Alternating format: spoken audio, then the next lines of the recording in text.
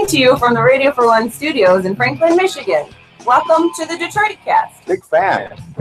A show not just free of charge, but free of FCC regulations. Thank you for your support of the Detroit Cast. Oh, there it is. And without further delay, it's showtime. Please welcome the Detroit Cast. Here are your hosts, Mike and Jay.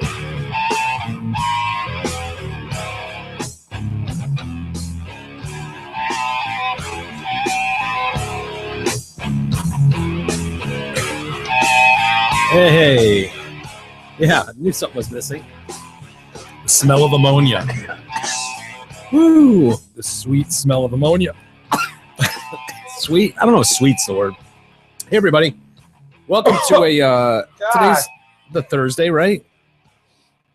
Or is today Wednesdays? Wednesday. God damn it. I even actually did rewrite it on the board. I know, but usually you don't. Yeah, so we're like, he couldn't have rewritten it. Yeah. He did. That would have been responsible, and E wouldn't do anything responsible. So Well, I did. Yeah. Just one right there. Nice. That's an example. Good job. After yesterday, we didn't expect much. So. Yeah. After how you guys acted. Should we handle that right now, out of the gate? Yeah, sure. Well, first off, welcome to the Detroit Cast with Mike and Jay. Big E is here, of course. He took yesterday off, so it's nice to have him back. Welcome back. No, I did not. I am canceling the bet. You are. I'm making a unilateral decision to cancel the bet because our child, Big E, can't handle it. No, you know what? You can cancel it, but I'm not going to babble on something. Sorry, here, but Anthony. I thought it was a well thought out bet, a very reasonable bet. Fuck you. But our child, No. our 32-year-old child over here can't handle You it. guys, oh yeah, fuck it. You guys sitting here both like sitting there trying to name 5 different. What's the name of the? It's the only way we could get you to talk, E. That's not. You shut down. No, I didn't. You were such a wuss about it. You drool and everything. No, I did not. Yeah. I didn't shut down. There was topics I just wasn't. I don't think. There was a lot of you're topics. taking a shot at the show I put together as far as topics. Topics that- go. no, low blow. No, topics another that low I blow. don't really. There was a lot Jay of topics- approved them. It's kind of a shot at him too. So No, stuff that you guys wanted. That's topics that I had much to say about. To be honest, You with cannot, in good faith, say with a straight face that you did not act differently yesterday, and yeah, it was I all did, in an but- effort to win $10. $10. No. It was no. He That, tanked no. a show personally. He No. personally tried to tank a show for the prospect of winning $10. No, that's ridiculous. I didn't tank anything. I don't care what you think. Yeah, fine. I don't care what anyone thinks. I didn't tank anything. Did I change it a little bit? Yeah, I kind of did. But you know what? I didn't do anything. You changed it because you can't trust yourself to be sharp enough not to avoid a single word. You resolved the best thing I can do. I can't trust myself not to say Jay. I say Jay every fourth word. taking a knee. I've written notes. I'm just not going to you know say what? a word. It's bullshit. That's the idea that you sat there and teamed up. It's 2 guys teaming up on me not to say a name, and I'm gonna get this thing like I don't care whatever. But fine. I seriously want to know who had that second home run in the Tigers game. I didn't think that was an JD inappropriate question. Martinez. Thank you. I know. And yeah, No. I'm not paying a and we dollar go for up that. from there. Well, it's better to have you just say it and get it out of the way. That way, you know you can't win the $10 for the day. I'm not doing it. No, I'm not paying a dollar for that. When he just No, the bet has been canceled, and it's not because he's saying he's not doing it. I'm canceling the bet because our child can't handle it. No, whatever. I'm a parent. Yeah, I'm a parent, and I bullshit. know. No. That's backhanded bullshit to sit there and say I'm going to do it because a child over here. You guys are just as bad. That's ridiculous. Finish your thought. You were going somewhere with that. I didn't do anything Park the different. bus. I didn't ruin the show. You got a host and a co-host here. I'm a third person. That's not my freaking job to keep the show going. So you're pushing the blame on us. I'm not pushing the blame on anything. I didn't do anything. We're used to doing a show one way, and certain elements are in place. Yeah, well, those elements don't change. Well, then don't let me know about the bet. Don't read that email and don't.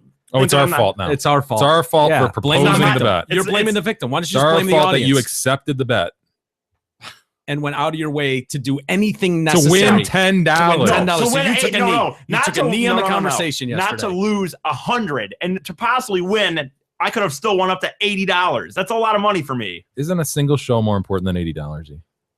$80 is a lot of money for me right now. So Son of a bitch. So anyway, sorry everybody. I That's know how much he cares.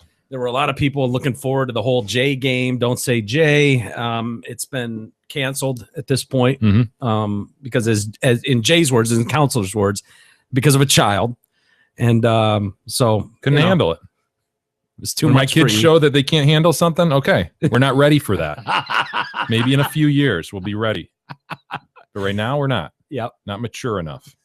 So that's what we're dealing with. Sorry. I know you were looking forward to $80. Well, you couldn't have won $80, but Yes, I could have. I guess we'll never know. Yeah. Anyways, dare I say a big show today. We got the Boston Bomber trial is wrapping up. It's in the jury's hands, right? Yes, it is. A couple big trials in the jury's hands. That one, Aaron Hernandez. Weird. You don't usually see lawyers flipping their story last minute, but they're kind of the Hernandez trial. They sort of changed their story last second, the defense, which is interesting. We got a buffet loss over the weekend, a couple days ago in Vegas. What? A buffet? Oh, he Like- wants to talk today. Turning on the microphone No, or I'm not anything. gonna talk. Fine. Oh. I'm not talking today. Then. Fine, I'll do it again. No, what were you going to say, E? Come on. Be a pro. Yeah, I will. I'm like the guy over there. No, I like. Are you talking about a restaurant buffet? Yeah. Damn. What else? Yeah, what else, dude, a buffet. What else could I have been I talking don't know. about? There could be other things, I suppose. I don't know what those would be, but yeah, it was a restaurant buffet. And it didn't go so swimmingly, I guess we could say. Went awry. Yeah, the gay pizza place is going to be is open back up. We'll get into that. Dr. Brandt, remember him? Sure, we talked the about plastic him surgeon. yesterday. E, when you weren't here, we talked about him. He was the plastic surgeon that killed himself. Yeah, I'm very familiar. Oh, did with you it. listen to the show yesterday with Jay Yeah, and Mike? the whole time. I did. I know. Actually. Didn't really input much. No, Just kind of sat and listened, watched your game. You watched the He national wasn't here championship yesterday. game. What are you talking about? I know, he was watching the game. Yeah. Bo Bergdahl. Did I just More have that? details about the charges there. Yeah. And we've got an interview in just a few minutes, actually. How much time do we have, E? Like 5. Like 5 minutes? Yeah. We've also got a cop shooting to get Oh to. boy. Yeah. And this is a tough one late at my Indefensible. yeah, this one doesn't look good at all. And unfortunately, this is one of those ones that, one bad apple spoils the bunch, so they say. And this is unfortunately what cops have to deal with anytime something like this comes about. And we'll explain when we have more time, just because we've only got a couple minutes before we are talking to John Havens. That's his name, right, John? E? Yes. that is correct. I didn't know. He's the author of a new book, Hacking Happiness: Why Your Personal Data Counts and How Tracking It Can Change the World. This is one of those subjects that gets over my head quickly, unfortunately. Yeah, so we'll try to keep. I recognize that too. I mean, as you go through this, it looks like this guy could get hyper technical on us. So we'll try to keep his and feet on the ground. Does that subject scare other people as much as it does me? Just the amount of shit that's being collected. Well, just the amount of technical that it all is. Hmm. Like, I start reading this and I start just zoning out in a sense. Now, there are certain topics in this book that are fascinating and interesting to ask about. But when you start talking about really... Well, I think it's definitely geared.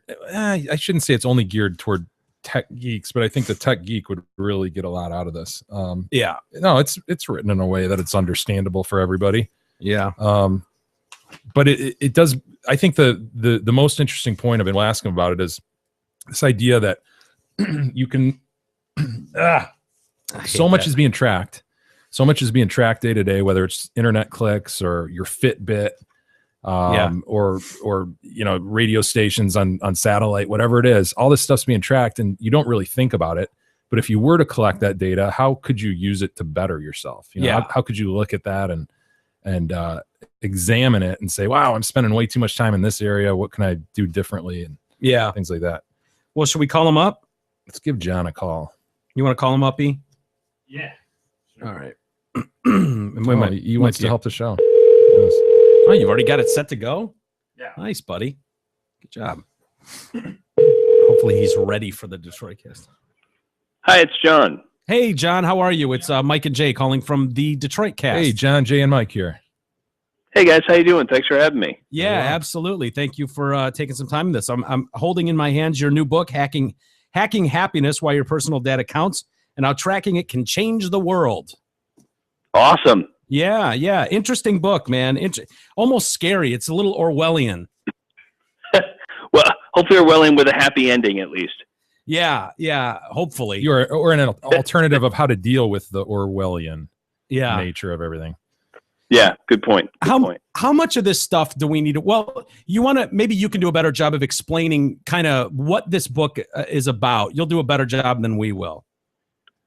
Oh, thank you. Okay, so hacking happiness, it's hacking a positive use of that word, not hacking like stealing data.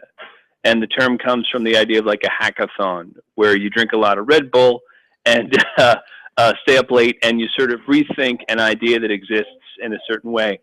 So for instance, with happiness, the logic is most of the time people think it's about mood, where it's not. The logic is that it's about increasing well-being.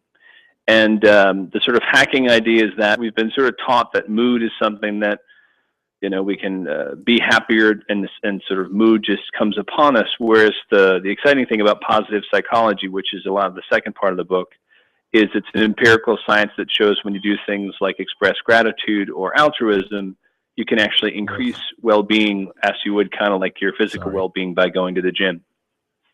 Okay. And where's the whole technical aspect of the collection of data come into this? That's what's interesting to me. Oh, cool. Well, quantified self wearables. One of the things I find so exciting about it is that you can use these tools to measure data that normally you couldn't see. So a lot of times, the reason I mentioned the positive psychology is the logic. You know, people won't really know what increasing well-being means, and sort of how they can prove it to themselves. But if you, for instance, wear a wearable device where you can measure your stress level or your heart rate and things like GPS data and timestamp data, then you can start to see throughout the day, hey, these are the things that you've done that increase your well-being, and you can tell because your pulse has gone down in a positive way. And so while I don't think you necessarily need the technology to prove to yourself that you can increase the well-being, that's my logic is those wearables being used for something where you can sort of take control of something that you hadn't seen before. So are those the two main ones that you would focus on, GPS and would you say heart rate monitor? Well, those are the ones that most people kind of have easy access to in terms of like right now the quantified self world is sort of focused on physical health. So people have like the Nike. Yeah. No, I agree. What I'm more interested in is for instance, there's an app that came out of Carnegie Mellon not too long ago called People Tracker. I think it's spelled like PPLLTRCKR, you know, like some kind of funky, funner thing. And a couple of artists actually created it, student artists as compared to geeks like me. But what it does is it takes Facebook data, so social data, timestamp data, and stress, and it lets you know who the people are in your life that either increase or decrease your stress. So that's a great use for a lot of these tools. Instead of just being used for physical health, the logic there is they interviewed a bunch of students that used the app for a couple weeks, and this one woman, you know, college student, like a freshman, she's like, you know what, I kept hanging out with my friend Nick, and what I realized is that Nick is really kind of a jerk because she realized that she didn't know when she was with them, and this is something that, you know, happens for all of us. You don't realize how people affect you, but your body does know. Your body increases in stress sometimes depending on who you're around, or likewise decreases. So again, the tools there can, you know, give you hints that you didn't have before. For sure. We all know time and energy suckers, right? Certain friends where it's like, oh, you know, you get stuck on a phone with them and it's all about their problems. And you know, there's give and take in any relationship, but some people just drain you. Yeah. And so the idea is to identify that and make a positive change after reviewing data. I mean, are we going to be required to look at a spreadsheet at the end of the day here, John? Sounds like a lot of work, John. Seems like another thing here. No, that's fair. Well, I tell people, like, when I say something like, do you measure your financial data at least once a day?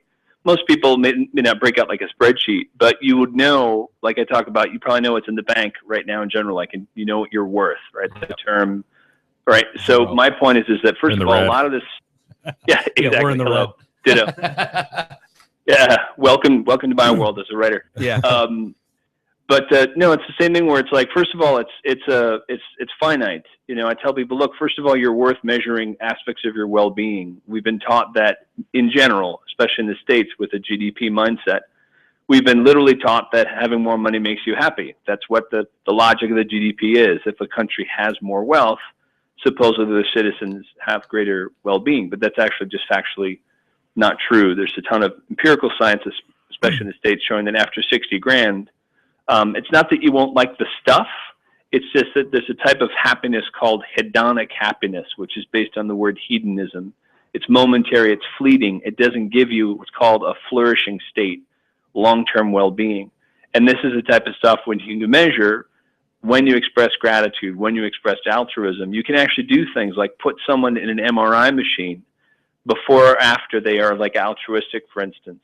And you can see all the color patterns changing in their brain. You can actually see like oxytocin increase. So there's empirical proof showing that when you increase your well-being and measure it using all this geeky stuff like I talk about in the book, it's actually literally empirically true what you're doing. You know, when I think of tracking data on people, for most of us, we go on Facebook, we go on our computers and surf the web. And you always hear about data is being collected every time you click something. And, you know, you talk in the book about getting a hold of what's being measured about you and how you go about that. I don't know what the point is for someone like me. It's hard to understand, like, what is that data doing against me or for me? How is it being used in a negative way? Does that make sense? Sure. Yeah. Most people associate, you know, the bad term hacking or surveillance with government stuff, like when Snowden revealed how much we're being tracked, which is certainly a concern. Or, of course, if you get hacked, just like you might have been for years, and your credit card data is stolen. What people tend not to realize, and I make the joke, Descartes, the philosopher, said, "I think, therefore I am."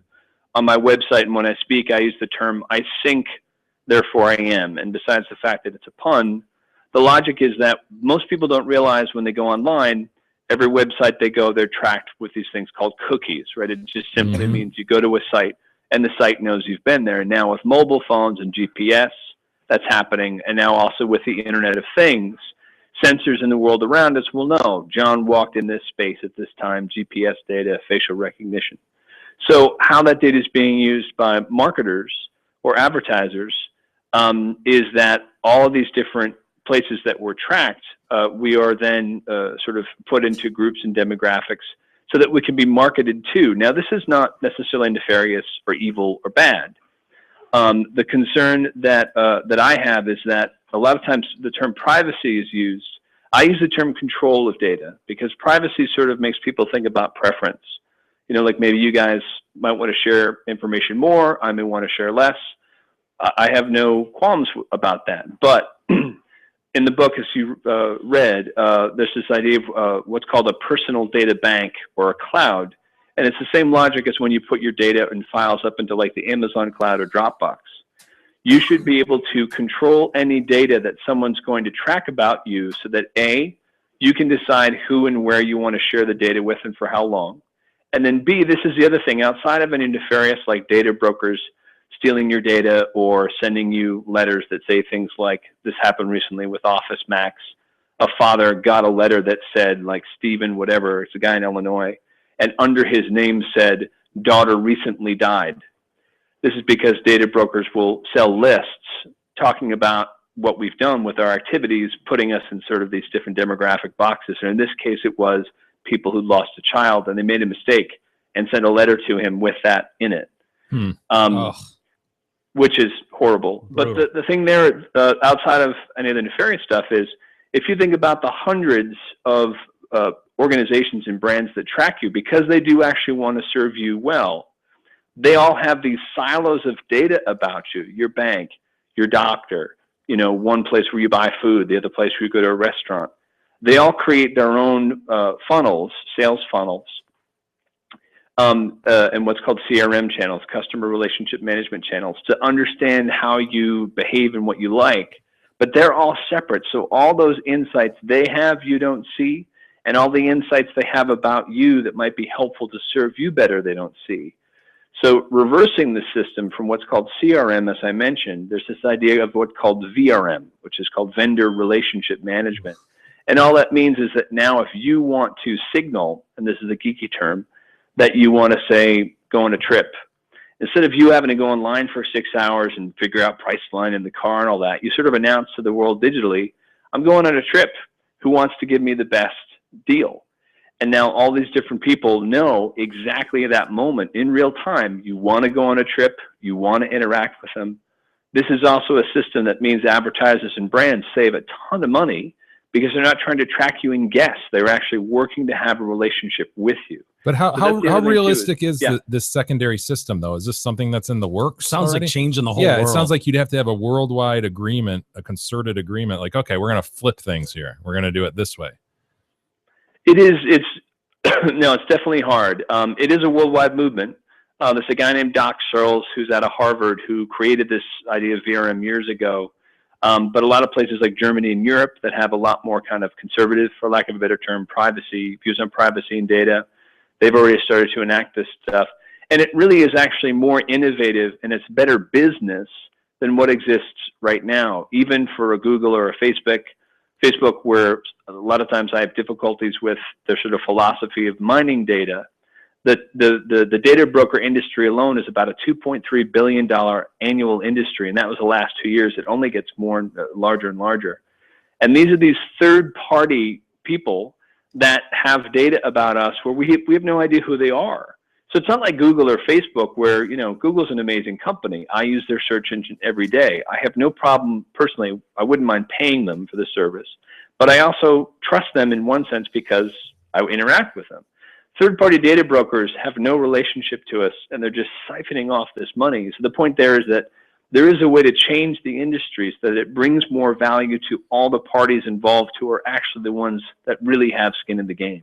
Well, and the point too is your stuff is valuable and you should be able to use it as a currency for your own gain. So yeah, I get it. Last question here, John. Artificial intelligence is a subject that you touch on in the book. Is that going to end us all? Is that going to be the end of us? It's just going to take over the world? For real? I just finished a new book called Genuine, which is extended sort of what I talked about in that book. And the subtitle, it's the working subtitle, but it's Authentic Happiness in an Age of Artificial Intelligence. I think what is going to end us literally is if we don't start Ebola. I was going to say Applebee's, but you know, I don't want to be too rude. Yeah, that could be too. No, it's more the attitude of let's automate because we can. That's the real issue with artificial intelligence, is that there's so much money being poured into developing the technology without thinking about the ethics of what could happen. It's not really the Kurzweilian singularity coming in 2029. That's a concern. But things like today, which are real issues, automation of jobs, what happens when, for instance, 10 million truckers are put out of work in the next 3 years in the States because of self-driving cars.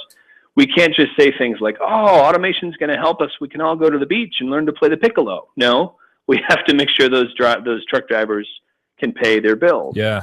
And then and have a sense of purpose. You know, like a lot of the book that you have there, The Hacking Happiness. When we don't have work to do, how do we find purpose? And for me, the answer is this: go to the beach, positives. Play the piccolo. Yeah, play the piccolo. You know? That sounds perfect. I like the way you well, think, hey, no, that's Positive Psychology with Piccolo. It's my next album. I love it. I love it. Hey, John, thank you so much for the time. Real quick, though, Jay and I have been trying to answer this question for a year now, and maybe you're the guy to ask. We're wondering, on the whole, is the internet worth it? Is it good that we have the internet nowadays? It's a tough question. Yeah, I want to be a glass half full guy and say yes. You know, the amount of education it's helped with and stuff. But again, it's where do we draw the line and say we have to make decisions. Introspection is okay.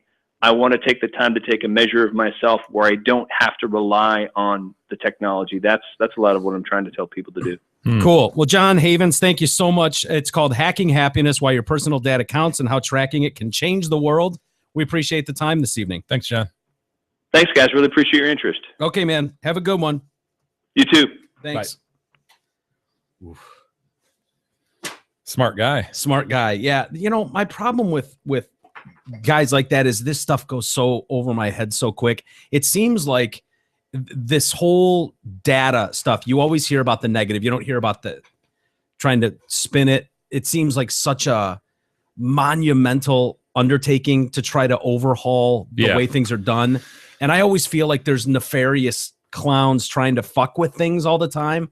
Like, I don't ever feel like someone's ever trying to do something for good reasons. They've always got their own incentives, their own profit thing. motive. Yeah. And so how do you get that? It goes right back to your toothpaste analogy. Like, really, you're going to get that back in the tube? There's too many people. Yeah, we're too far down the line with them sifting data and using it for their own good to come back around to this VRM system, he said, where it's like you hold the value to your shit and you dole it out to people. And that's ideal. That'd be ideal. It'd be great. But it sounds great on paper. It sounds really hard, maybe even impossible, maybe not.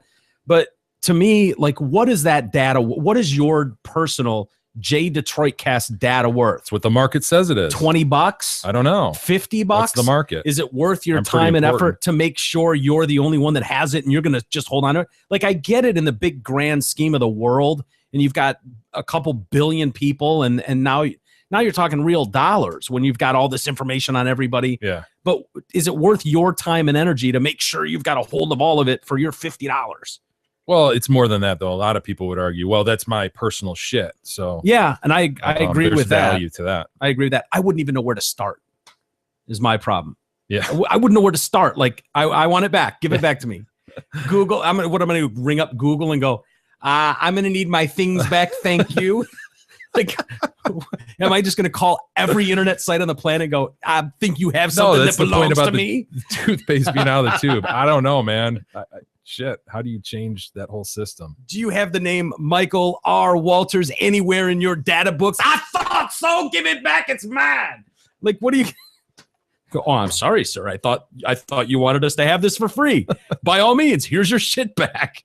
Well, first off, you'd have to stop using pretty much anything because all of it has the little privacy thing, and anything you go on, well, yeah, you're gonna check that. Yeah, I agree with that because I just want to get my feeling of I'm getting. You want to get your free Twitter account or whatever it is. And you notice there used to be something where a lot of those apps or sites you could just go on as a guest. You didn't have to sign up or whatever. Nowadays, it's like they give you that option to no, I don't sign off on this release, and it's like boom, they just close you out of the site. It's like, well, I still wanted to play. I didn't want you to lock the park on me. The idea of value, though, and it not always being nefarious is a good one by him. I mean, I think of us in particular in our website and asking people to register. Yeah. That's for a completely, non-nefarious use. We need that in order to help grow the business and understand who's listening, where are they. It's valuable information for us to then tell to potential advertisers. So yeah, but there's been so many assholes who get your new address or whatever, and all of a sudden you get 10 pounds of junk mail. Mm-hmm. And so everybody's thinking of that bullshit scenario when they think of giving up their information. There's very few people like us who are like, no, literally, we just want to know where people are. Yeah. So when advertisers go, who's listening to you and where are they? Zot Ford isn't interested in some guy in Afghanistan that's listening to the Detroit Cast. But if we can show him that, you know what, around Oakland County, there's thousands of people that are listening. Around Wayne County, like, that's why that data is important to us. They told us they could deliver anywhere. Is that not? Well, that's true. Zot was a bad example. Yeah. I apologize for that. See, Toyota readily gets their trucks over to Afghanistan. Yes, they do. Well, I mean, they usually take like 10 years. They're not brand new off the line, Jay. Yeah, but they're still getting it there. That's the point. And not that people that are advertisers out of state, it's important for them to know too. Like, well, do you have any listeners in California? Do you have any listeners in Florida? Do you, like, all of that stuff is important. Guam. I think we do have one in Guam. Do we? I think. Last I looked. Didn't we have someone in Antarctica the other day? The North Pole. The North Pole? Yeah, someone took a picture and posted on Facebook. With Santa? Santa wasn't there. He was napping. He's hibernating. Oh. He's got his fidgets around him. They're all on a break right now. Well deserved too. I hear you had a great year this year. Great year. A little late at the Fady household. Hey, you got your $50 Easter gift. Okay. That's true. The bunny. The bunny hooked you up. Yeah.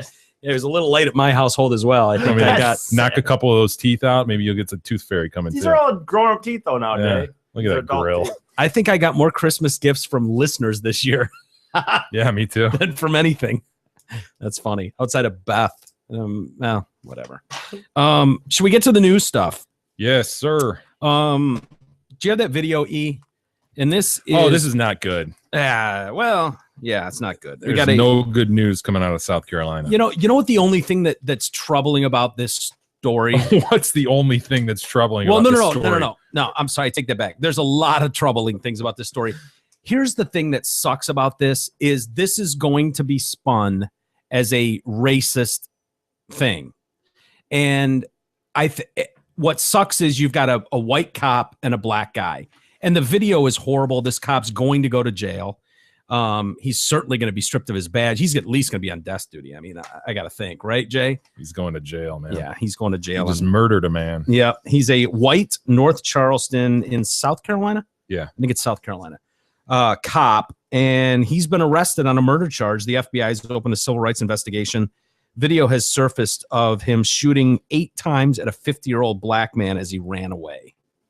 And, this is one of those where you and I have screamed into these microphones time and time again, show me the video. Show me the video of the cop shooting a guy with his hands up, shooting a guy as he runs away, and we're right there on Team Perp. Mm-hmm. We're right there. So those are our words, man. So there is no threat to this cop when he pulls off 8 rounds into this dude's back and pauses and then puts a death shot into it. It's brutal. The video is horrifying. It really is. The guy he shot is Walter Scott. He was a Navy veteran. I didn't mean to rhyme there. No more rhymes than I mean it. Anyone want a peanut? What? It's from a Monty Python movie. Oh, jeez. Yeah, the man who was shot, Walter Scott, was a Navy veteran and father. He died Saturday as Officer Michael Slager shot him in the back. The video footage shows the end of the confrontation between the two on Saturday. And honestly, in this video, I don't care what the beginning of the confrontation was. It's rather irrelevant, isn't it? Yeah. When you've got He's a guy, in no danger, running away from you, you just can't do that. And the problem is, it makes every cop, because this is all the fuel you need. This is where everyone will see. This is what they do. This is what they do. There you go. This is what cops do. They thank God there was video running. I'm sorry. I find it hard to believe that this video needed to be running in order to indict this cop, because there's no way they would know from what distance this gun was fired. They would know what's to the back. Ballistics reports. You can't plug a guy 8 times in the back and claim justified shooting. There's just no way. I don't care what he said to you or did to you. Yeah, this is different than the Michael Brown story where the facts showed that he was coming forward and in a threatening manner and had tried to grab the gun and all that. This is the guy. Whatever happened before this, like you say, it's pretty much irrelevant at this point when he's fleeing, doesn't have a weapon on him. Yeah. And I guess the story's going to be, well, I didn't know. I thought he did have a weapon and he was about to turn around. And well, he stole the cop's taser gun. Yeah, so what? So what is right? Especially when he's 20 feet away, 10 feet away. What's he going to do? He's clearly trying to get away. You want to see the video? I mean, it's disturbing to say the least. Which one is it? Is it coming up here on this one? Yeah. Guy's running away. Ugh.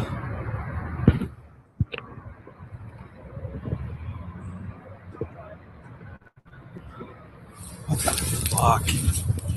Yeah, you've been stopped for a broken tail light. Oh shit.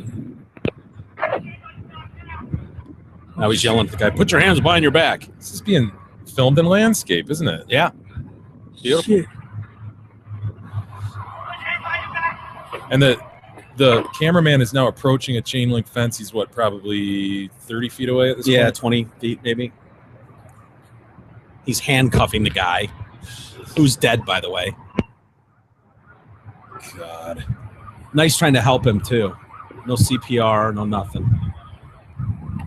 He goes back, and the cop ran back and picks him up. Now a black cop comes walking up.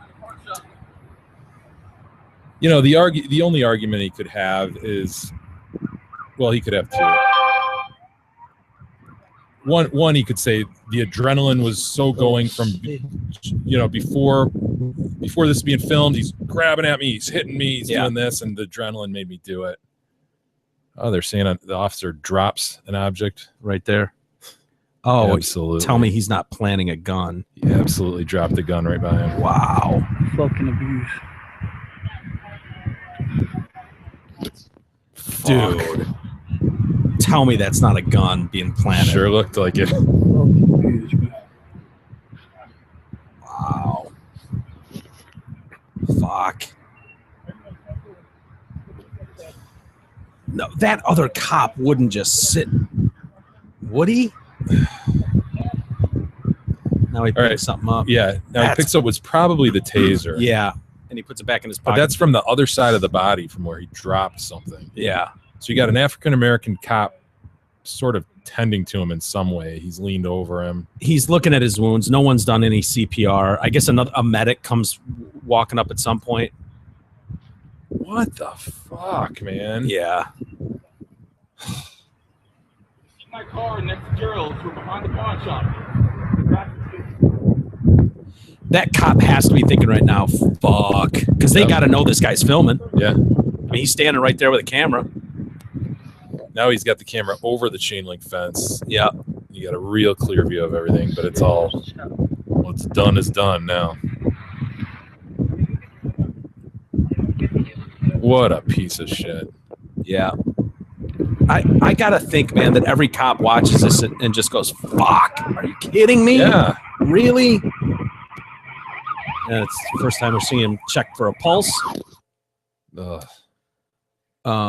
There's a second video. Wow. All right, now the medics are on. Yeah. Yeah, and it's long too late. Guy's dead as shit. He hasn't moved at all. That's troubling to see, man. That's really troubling to see. They said in the beginning of the video it's shaky, but it appears that this guy's they're grabbing at each other's hands. Not that that matters. I mean, it matters, but not for that end result. Mhm. Not at all. You know, you want to get him on resisting. You want to get him on assaulting an officer. You know, fine, but you can't. At that point, you give chase, right? Yeah. Chase him down. You Yep. They said this guy, the cop, he's a former Coast Guardsman with a couple stepchildren, a wife who's expecting a child. Life over. Served for more than 5 years without discipline. He has had complaints filed against him. One guy said he shot him with a taser for no reason. I believe him. I kind of do too. Seems like the kind of cat that would do that. His account says that it started as a routine traffic stop. His department pulled over Scott's Mercedes-Benz because it had a broken tail light or brake light. But at some point, Scott ran away with Slager in pursuit on foot. Scott's passenger stayed with the Mercedes. During the foot chase, Scott confronted Slager. Slager got his taser to subdue the man, but Scott took the device during the struggle. That's when the officer fired at Scott several times because he felt threatened. Yeah. No, he fired as the man was running away. Yeah. But, you know, this is what people will point to, you know, as, well, this is how it's done every day. This is just how it's done. And the facts don't say that. You know, we look as much at the detail of these incidents as anybody else. Yeah. And we probably do more research into some of these stories than most people do, trying to get as much as we can before we go on the air and talk about it. And this story literally is breaking tonight, 5 minutes before we went on the air. It's not like we've had a chance to do a whole lot with it. We can only do with what we've seen, and it doesn't look good. Councilwoman Dorothy Williams said the city's handling of the episode showed the people of America that the city of North Charleston is not going to do no cover-up. That's her quote. Well put. Wait a minute. What? Not gonna do no cover up. Yeah. They're gonna do a They're cover going up. to do a cover-up. Those sons This of is bitches. terrible. This is Why would you want to come out right? And this and is say city that you're- leadership this saying is that they're gonna do a cover up. I'll be I damned. know, right in the presser. That's their statement to the press. I mean, they're right to their face. They're saying they're going to cover My it up. God. Jay, right to their face. We're going to cover this up. That's remarkable news out of North Charleston. maybe I misread this. This is Councilwoman Dorothy Williams said the city's handling of the episode showed, quote, the people of America that the city of North Charleston is not going to do no cover-up. This is an Bastards. outrage. This is an outrage. Well, Cover-ups. The video's They're already even bragging about it My now. God, man. very brazen. It's right, right to their face in a quote, just saying we're going to cover this up. It's right in front of us. So we just And watched the video. I know. I don't know how they're going to cover it up now. They're not going to do no cover up. So yeah, They are? this is troubling. I mean, they're throwing that right in our faces. How can a councilwoman? I'm asking. Well, citizens- remember Kwame's mom? You know, Oh. she was a congresswoman, right? Yeah, And, yeah. Couldn't you know, Carolyn yo, Cheeks. boy. and all Yeah. this shit. Couldn't she not read or something? Wasn't there something with? Really? Maybe that wasn't her. No, Turn off maybe that wasn't- television, y'all. Maybe that wasn't her. Maybe it was somebody else. Carolyn Cheeks. I don't know. I'm trying to remember. But I felt like that. Never mind. Forget it. It's all right. Good point. No, I just thought there was some. No. I liked it better yesterday.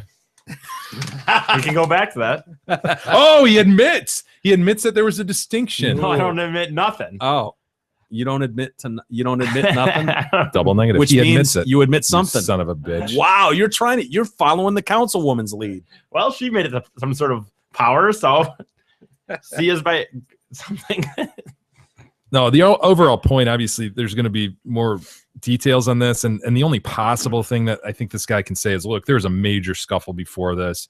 Grabbing at my guns. He's grabbing my stun gun and all this. Dude, I know, dude. Okay. The Doesn't matter. guy had to be jacked up on adrenaline. That's the only thing that explains, unless he's a freaking cold-blooded murderer. Yeah. Which I just don't believe a cop of that many years could be like a freaking cold-blooded murderer out to.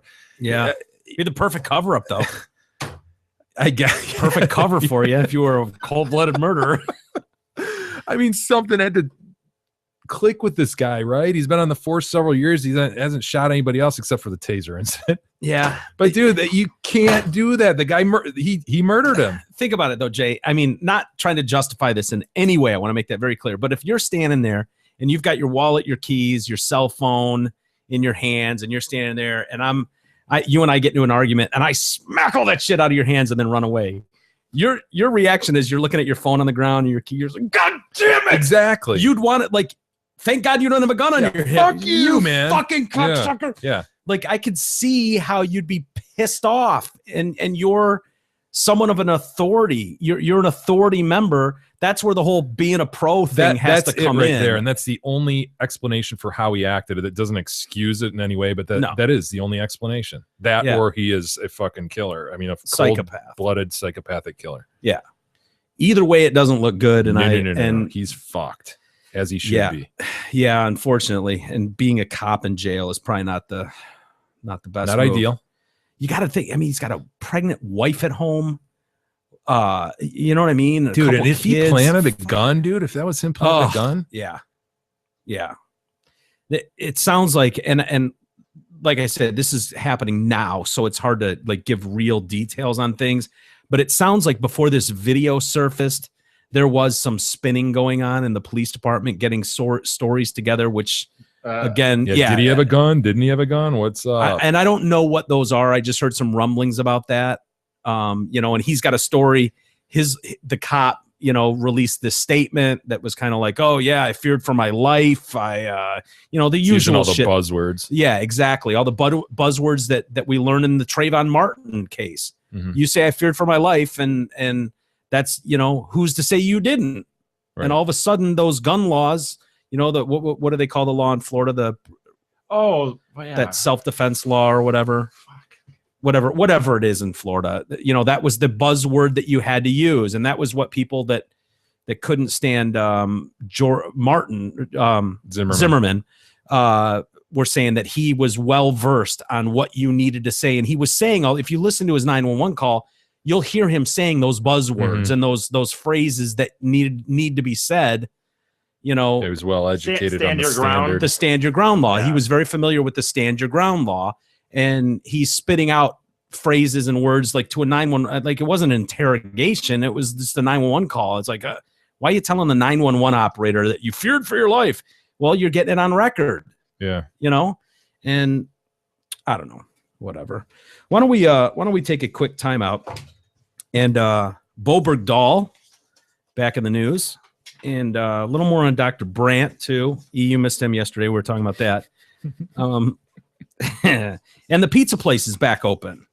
$800,000 richer. Yeah, great news there. And then we'll talk about what might be going on if you've got headaches. Well, everyone's had a headache, I right? don't want to talk about that story. Well, I mean, hey, I think headaches are something our audience can relate to, Jay. Yeah. We'll explain next.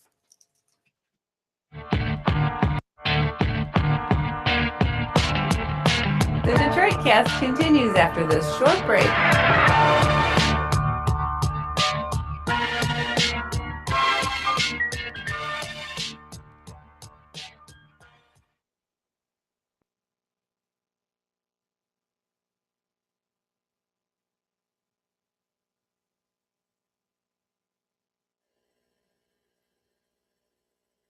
Hey there, Detroit Cast listeners. It's Steve Gabara, the general manager at Zott Ford and Holly. We keep things simple, like 1, 2, 3. So for a limited time, you can 1, lease a 2014 Ford Focus for just $123 a month. 2, lease a 2015 Ford Fusion for just $123 a month. Or 3, lease a 2015 Ford Escape for just $123 a month. It's as easy as 1, 2, 3. Or should I say $123 per month when you lease a Focus, Fusion, or Escape from your friends at Zott Ford. Check out our massive inventory at zottford.com. SZOTT.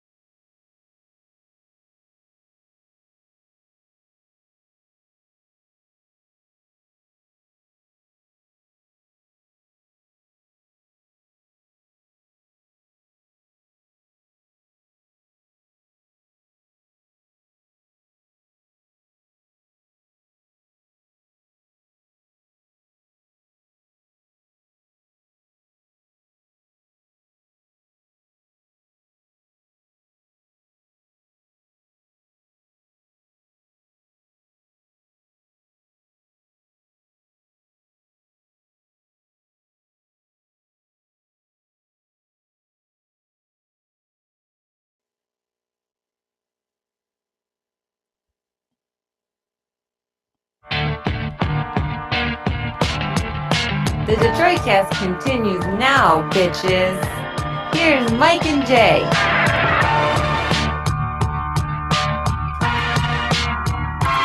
Welcome back to the Detroit Cast on a Wednesday with Mike and Jay. And God, I watched that cop shooting video again. Fucking brutal, dude. Brutal. There was another cop who's in a little trouble in Ohio. What do we got? Yeah, and I had this story earlier, but we haven't gotten to it. But it made me think of this. Total Officer Walters. Oh boy. Yeah. White cop, couple black guys in a car, black guy and a black woman. These cops unloaded 137 rounds in the car. Come on, dude. And Is this the one we had from yesterday? Yeah, a couple days ago. I don't think we talked about it at all. No. And then Officer Walters, he was the lone officer he was the one officer who got on top of the hood of the car with the guys in it and just opened fire into the windshield. God damn it, that's loud. 144, right? No, don't be ridiculous. Well, they were armed, right? I mean, they had 137. an arsenal in that car, I'm sure, right? Yeah, there's a picture of the car. Might be able to see my footprints on the hood. Oh, no. Oh, no. Yeah. And that Imagine a cop running up the hood. Freeze, you sons of bitches! On your knees, motherfuckers! I will end you where you sit. Don't move a muscle! I swear to God, if you're still alive, don't move a muscle! I will end you where you sit! Hands where I can see you, motherfucker! Hands where I can see you! All right, get up on the hood. On your fucking ass! Shots fired! By me! Report! We have reports of shots fired! By me! Jeez. I think we're clear. All clear. I got to go through for good measure. Yeah. I like the idea of Officer Walters announcing shots fired by me. As he stands atop the hood of a The hood car. of the car. Yeah, they've got A late model Chevy. they've got his footprints on the hood of the car. God. Son of a bitch. And they found an arsenal inside, right? These guys were heavily armed. Yeah, and- no. Nothing. Huh. No. I'm sure they were being dicks. They Yeah. obviously went up to the hornet's nest and threw rocks at it or something. But yeah, they didn't. Unfortunately, they weren't able to find that they were armed or anything. They searched exhaustively for a weapon, though. They were because there was like a high speed chase for 20 minutes or something like that for a few miles, and they had like 60 cop cars chasing this fucking guy. Yeah, before they said enough already, and then went and Officer Walters them.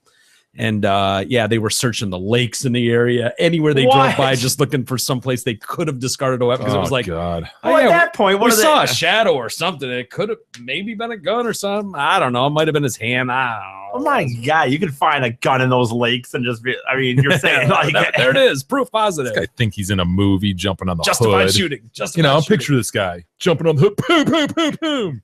It's ridiculous. Hey, Detroit Cast listeners, do I have some great news for you? Right now, you can lease a new 2015 Taurus Show for just $293 for 24 months. If you're not familiar with the Taurus Show, let me share a couple little details with you. They're awesome. She has a 365 horsepower twin turbo EcoBoost V6 engine, all-wheel drive, pimped out leather interior, fat 20-inch aluminum rims, and all of this with wicked style, fuel economy, and roomy interior to boot. Yep. So if you aren't already diving into your current dull ride to head to Zott Ford and Holly, I suggest you do it soon, because leasing a $47,000 Taurus Show for just $293 per month won't last long. I promise you that. Hurry down, because this deal is only while supplies last. Zott Ford and Holly, get there. God, I love that car. Yeah, those are great. Yeah. My Always dad love had those. one when they first came out Back in the stick day. shift. Yeah. Oh, Yeah. nice. Yeah, that's Yeah. right. Yeah. It's fucking bad as shit. So fast. Anyway, yeah, might have to head down there. $293. oh, get yourself another car, huh? Yeah, as well. Wow, See if I can trade it in, get an early lease incentive deal or Things something. are doing pretty well here at the Walters yeah, right. Manor, are they? It's the Fady Manor. Walters Estate. Thank you. Bo Bergdahl, our friend Bo Bergdahl. Some new details coming out. I don't know if you guys saw this. I didn't, but there was a Lieutenant Colonel Anthony Schaefer. I guess he was on Fox News on Yeah, O'Reilly. I saw him. Did you? Mhm. He says that Bergdahl had Afghan contacts and was actually trying to offer himself up to the Taliban. Mm-hmm. Ooh, that doesn't sound good. Doesn't sound good at all. The former military intelligence officer said he'd been told the information by a couple senior sources who knew about this 2009 naval criminal investigation into Bergdahl's activities. They included a forensic review of his computer, which showed his apparent intent to travel to Uzbekistan. He had made contact with local Afghans, wanted to be moved to Uzbekistan, and then made contact with the Russians because he wanted to talk to Russian organized crime. What the fuck is wrong with this dude? Clearly, he was not all there relating to what was going on. I think we're going to see more and more of this report as this report is made public, that there were a number of disconcerting things within Bergdahl. The NCIS investigation included interviews with squad mates, indicated that Bergdahl made contact with this Afghani person in an attempt to prepare for his departure. And they've got him facing charges for under Articles 85 and 99 of the Uniform Code of Military Conduct. Yes. Or military justice. Article 85 charges a soldier with desertion if he quits his unit, organization, or place of duty with intent to avoid hazardous duty. Can carry a death sentence. You're not fucking around, dude. I love it. Maximum sentence, 5 years. Or the death sentence. What? Article 99 charges a service member with running away from a fighting enemy, throwing down his weapons, abandoning his platoon or other fighting unit, or otherwise purposely failing to do his utmost to encounter, engage, capture, or destroy any enemy troops. Boy, they do. There's no running scared in the military, is there? True. They it's criminal. Frown. Man. They frown greatly on someone that goes, "Ah, I'm in over my head." Ah! Drop your weapon and run. I didn't know what this was really going to be like. I thought it was going to be like the video games. Ah! Drop your service revolver and run. Yeah, that they don't look too. They don't look too. They don't like Private Santiago. No, they don't. Yeah.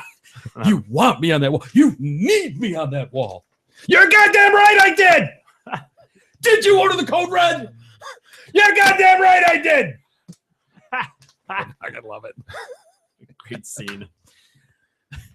I eat breakfast 5,000 feet from, or wait, 300 yards. I eat breakfast 300 yards from 5,000 Cubans trained to kill me. So if you think for 1 second you're gonna come down here in your faggoty white uniform. Fucking awesome. You ever see that movie? Oh yeah, several times actually. Did you order the code red?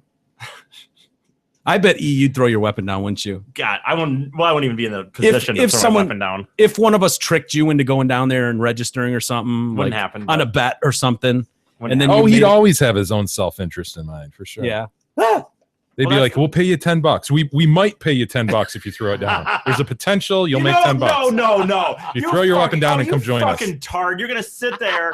Called me a tard. No, you're gonna sit there. The witness is being combative. Counselor, let the record reflect. Yeah, anyone can. You Inability can just say to control emotion. Yep. You wouldn't do good on the battlefield, I got to be honest with you. Well, that's why I'm not in the fucking army.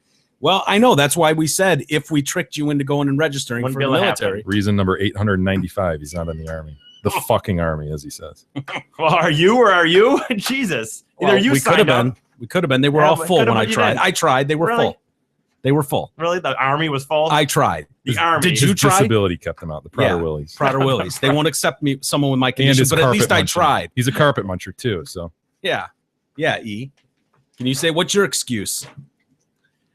He's not a carpet muncher. We know that. Did your tardedness hold you back?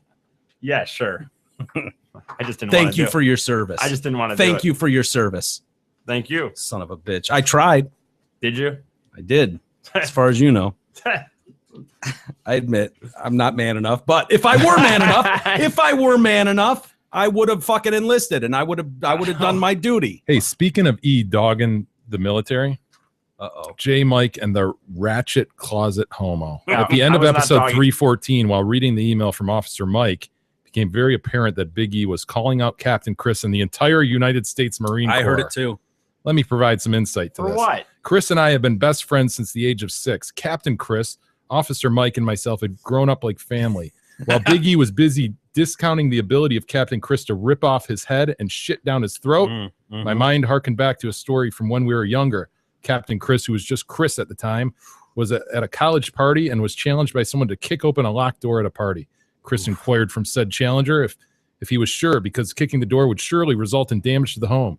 The challenger said he was certain it was okay.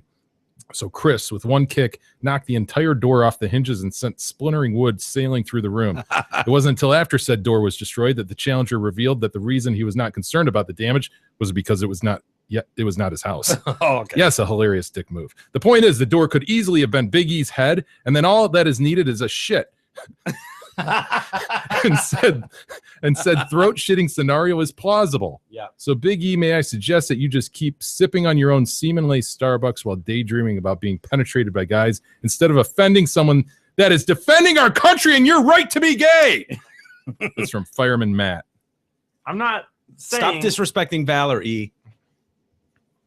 That's a good point. I don't think that it's possible Valor. to rip my head off my neck and shit down my neck. All right, still at it. We're gonna have to invite Chris over one day and see how he feels about that challenge. Let's see how he accepts challenges and follows through. I bet he does better than Big E does on challenges. I followed through on my challenge. It's quite a record. I actually now. followed through on Doesn't my he? challenge. It's quite a record. No. that's being I built. followed through. I on my bet challenge. Marine You guys Chris isn't going to chose to take a stop. knee in the first quarter. Yeah. I didn't. My guess. I don't know. I do can't that. say, but You guys chose to Sorta stop it took a because knee. you guys were being stupid, immature kids and had to sit there and try to get me to say JD Martinez. Hey, make yourself useful and read your read, you son of a bitch. It's the one that starts out, hello, my name is Big E. Okay. Hello, my Specs voice. so weird. Specs voice. Hello, my name is Big E, one of the most amazing radio / podcast personalities of all time. Oof. I'm here to tell you about an incredibly prestigious dealership, Prodigious. Zot Ford in Holly, Michigan. Not only, Jesus, H. Christ, not only am I. Okay. It's a pro. did you just say KKK, you son of a bitch? I think I kind of did. Did you just say KKK I when did. promoting Zot Ford? I did not mean. Unbelievably. Are you suggesting that they're a racist organization? No, not at all. You're kind of giggling about it. It sounded like you're kind of into this KKK. I don't know. Okay, not only am I one of the most significant employees there, Hey, E, lynching. but I also believe there is not a White more power, E. White power. disgusting or distinguished. Grand Wizard. Hooded Knights. Guys, there's not a more distinguished dealership in town. Yes, they have the hottest sales staff in Oakland County, and ironically, they also have the sweetest car deals around. Cross burnings. Period. Cross burnings. Are you?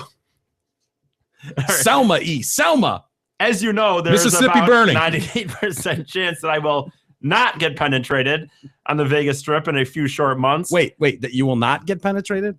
That I will get penetrated Oh, on the Vegas Strip. Unarmed teens. Not and Vegas Strip in a few short months. Therefore, I implore you to hurry up into Zot Ford now and take advantage of their marvelous deals and meet me, Roots, Big E. E. Roots. while I was Kunta Kinte. while I Kunta still have my Kinte. anal hymen intact. You might know him as Toby. Thanks for listening, and I hope to see you soon at Zot 12 years a Ford in slave, E. Holly. 12 years a slave. Did you just There now. implore someone to do something? Did you really just implore them?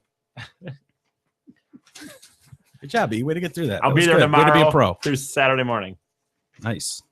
Make sure you don't say hello to him. He'll be hiding in the back mopping or something, but he'll be there. Great mop.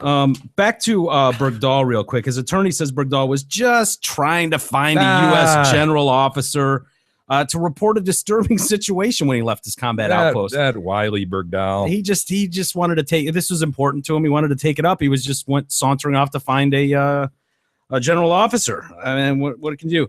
His lawyer Eugene Fidel. Very nice. Yes. Fidel says in a letter released this week that the Army Major General who investigated Bergdahl's capture found he did not intend to remain away from his base permanently. I mean, this is all a big misunderstanding. There's the 5 dudes we traded him for, by the way. Still glad about that move. Hey, President, is he still a hero? Remember when you sat on the podium with his dad and his 2-foot-long beard talking about what a hero Bergdahl was? I can't wait for the real details to come out. Oh, I know. Are you more excited about that or the Pigman? I got to be honest. Pigman is still tops of the list. Oh, but this will be fun too. The report basically concludes that Sergeant Bergdahl did not intend to remain away from the Army permanently, as classic long desertion requires, Fidel wrote. It also concludes that his specific intent was to bring what he thought were disturbing circumstances to the attention of the nearest general office. Just went wandering around looking for a general. This is clearly just a misunderstanding.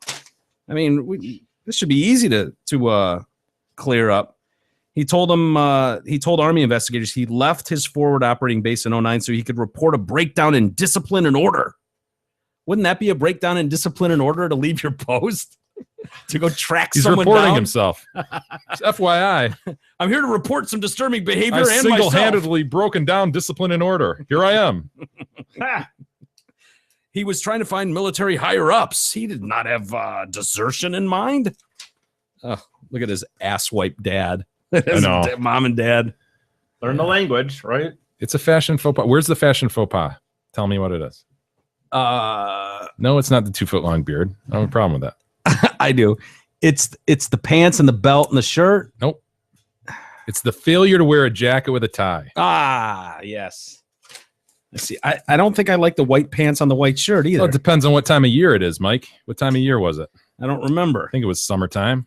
You know what bothers me about this? There's no mention of his fucking parents in here. Don't worry, there will be, Mike. You think so? Yeah. There has to be. Like this, seriously, that is the glaring thing that stands out to me in this whole Bergdahl story is his parents are the key to everything. Second fashion faux pas. Point it out. Let's focus on the lady. All right. Oh, her hair looks like shit. Is she wearing a cocktail dress? She is wearing a cocktail to a White dress. House reception. In fairness, the president has his shirt undone and no tie on. So it's clearly you know what that is? What? That's I don't want to look too formal with this guy standing here without his coat on. Is that what that is?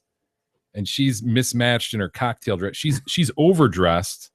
The nature of her dress is more of an evening style dress. I'm telling you. I'm right on this. I bet you are. He looks like such a shithead. Yeah. Yeah. I don't know. You know, you think about all the what were there 5 lives lost searching for this piece of shit? Was there really? Was there 5? Oh yeah. I don't know if it was 5. You're thinking of 5 that we gave away. I think there was one guy possibly that was killed during. Oh yeah, you might be right. The 5 POW, the Taliban POWs, and the incredible amount of money that was spent searching for this dude and negotiating. Well, it and all still that. is being spent, you know, dicking around with the prosecution of this cat. Yeah. It's ridiculous. I can't wait till the rest of that story comes out. Yep. It's going to be fascinating. Dr. Brandt, we talked about him yesterday, Frederick Brandt. They say he was suffering suicidal tendencies for 10 days before he killed himself. That's in this police report. He was discovered hanging inside his garage. I think yesterday we were saying he was in his house. He was in his garage. He was found by his friend John Joseph Hupert around 9:15 a.m. on Easter morning. Yeah. He was concerned. This Hupert guy was concerned for his friend and was staying with the doctor because he was suicidal. The last Good work, time, Hupert. Yeah, way to be on the ball. Way to be on top of things. This reminds me of the auntie of the headless baby. You recall that a couple weeks ago? Yeah, for sure. Oh, yeah, I'll take custody of the baby. Oh, sure, I'll let the crazy-ass mother move back in. Why not? She's got no place else to stay. The last time he'd seen him alive was around 11:30 Saturday night. So he was with him Saturday night, and then it was like, you got this, right, Doc? I'm going to go home and get some shut-eye. I'll be back in the morning to make sure you're okay. Make sure you don't go killing yourself now. Have a good night. And then he leaves. Brandt's psychiatrist, this Dr. Koida, had become so worried for her patient's state of mind that she ordered Hupert to stay with him to monitor him. Nice work, Hupert. I'm sorry. Not to be a dick, but come on, Hupert. You had one job to do. God damn it, Hupert. God damn it, Hupert.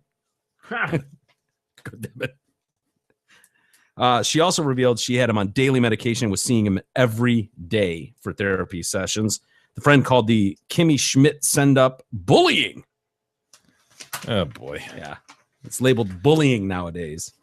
I'd call it parody of a somewhat public figure. But yeah, I would too. And so would that mean, anybody that's ever been parodied on SNL could be kill herself, and is SNL bullying? Yeah, apparently. I mean, it's the idea of, can we reserve bullying to either extreme cases with adults or just kind of children who don't have the cognitive development yet, how to handle someone being a dick to them. Right. Like, I get it when you're a kid, like everything seems like a much bigger deal. It seems funny now when you look back at it, you're like, oh, that kid that pushed me that day on the playground seemed like a really big deal. You look back now and it's like, really wasn't that big a deal. Yeah. So you're right. As an adult, you're able to kind of put that in context. But it's like the Richie Incognito case from the Miami Dolphins. Yeah. He bullied a teammate. Like, oh, God. Yeah.